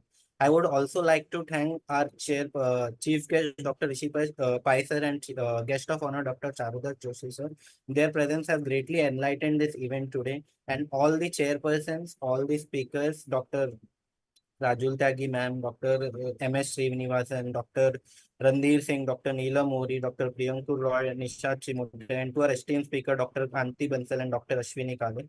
I would also like to thank our moderator, Dr. Monica Singh, who has been instrumental in driving this panel discussion, and she has taken the lead 2 days back as Dr. Seema Pandey was not well, and accepting the invite, preparing the slides, and doing such a long and wonderful panel discussion and engaging such a 300 delegate audience is not so she has done a tremendous job. And lastly, I would also like to thank all the panelists, Dr. Akriti Gupta, Dr. Mitali Gupta, Dr. Purnima Tiwari ma'am, Dr. Soumya Mathur, and Dr. Anuradha Pancholi for their valuable contribution to this panel discussion. For Soumya Mathur, Dr. Soumya Mathur has messaged me that her sister has been delivering a child, so she went back. So I just informing you. So that was a one panel discussion drop off. So we can over to you, Anu ma'am. You can conclude the session and we can definitely. Thank you. Thanks a lot, everyone. Thank you. Thank you. Thank you. Thank you. Good night. Bye-bye. Thank you all. Good night. Good night. Good night. Good night, sir. Good night, Anu. Good night, Pallavi, Manish, Vikas, and Thank you, ma'am. Bye. Thank you, ma'am. Good night. Bye. Thanks, Good night. everyone. Good night. To the audience that this meeting happens every first Tuesday of every month. So this is a recurrent. So see you next month on the first Tuesday of the month. Yeah. Thank you, ma'am. Thank you, madam. Thanks. Madam, you were there throughout the marathon event, madam. Amazing. You're maintaining your energy level. That's amazing, ma'am. Okay. Any words from your end? Hello. Anu Agarwal, madam, I was saying any words from your end? It was a long session. I wonder how you keep It your. was honest. Now I'm going to OT. 2 scissors are waiting for me. Okay, ma'am. Please. Thanks for your technical support. Sure, ma'am. Thanks a lot. Thank you. So good night. Good night.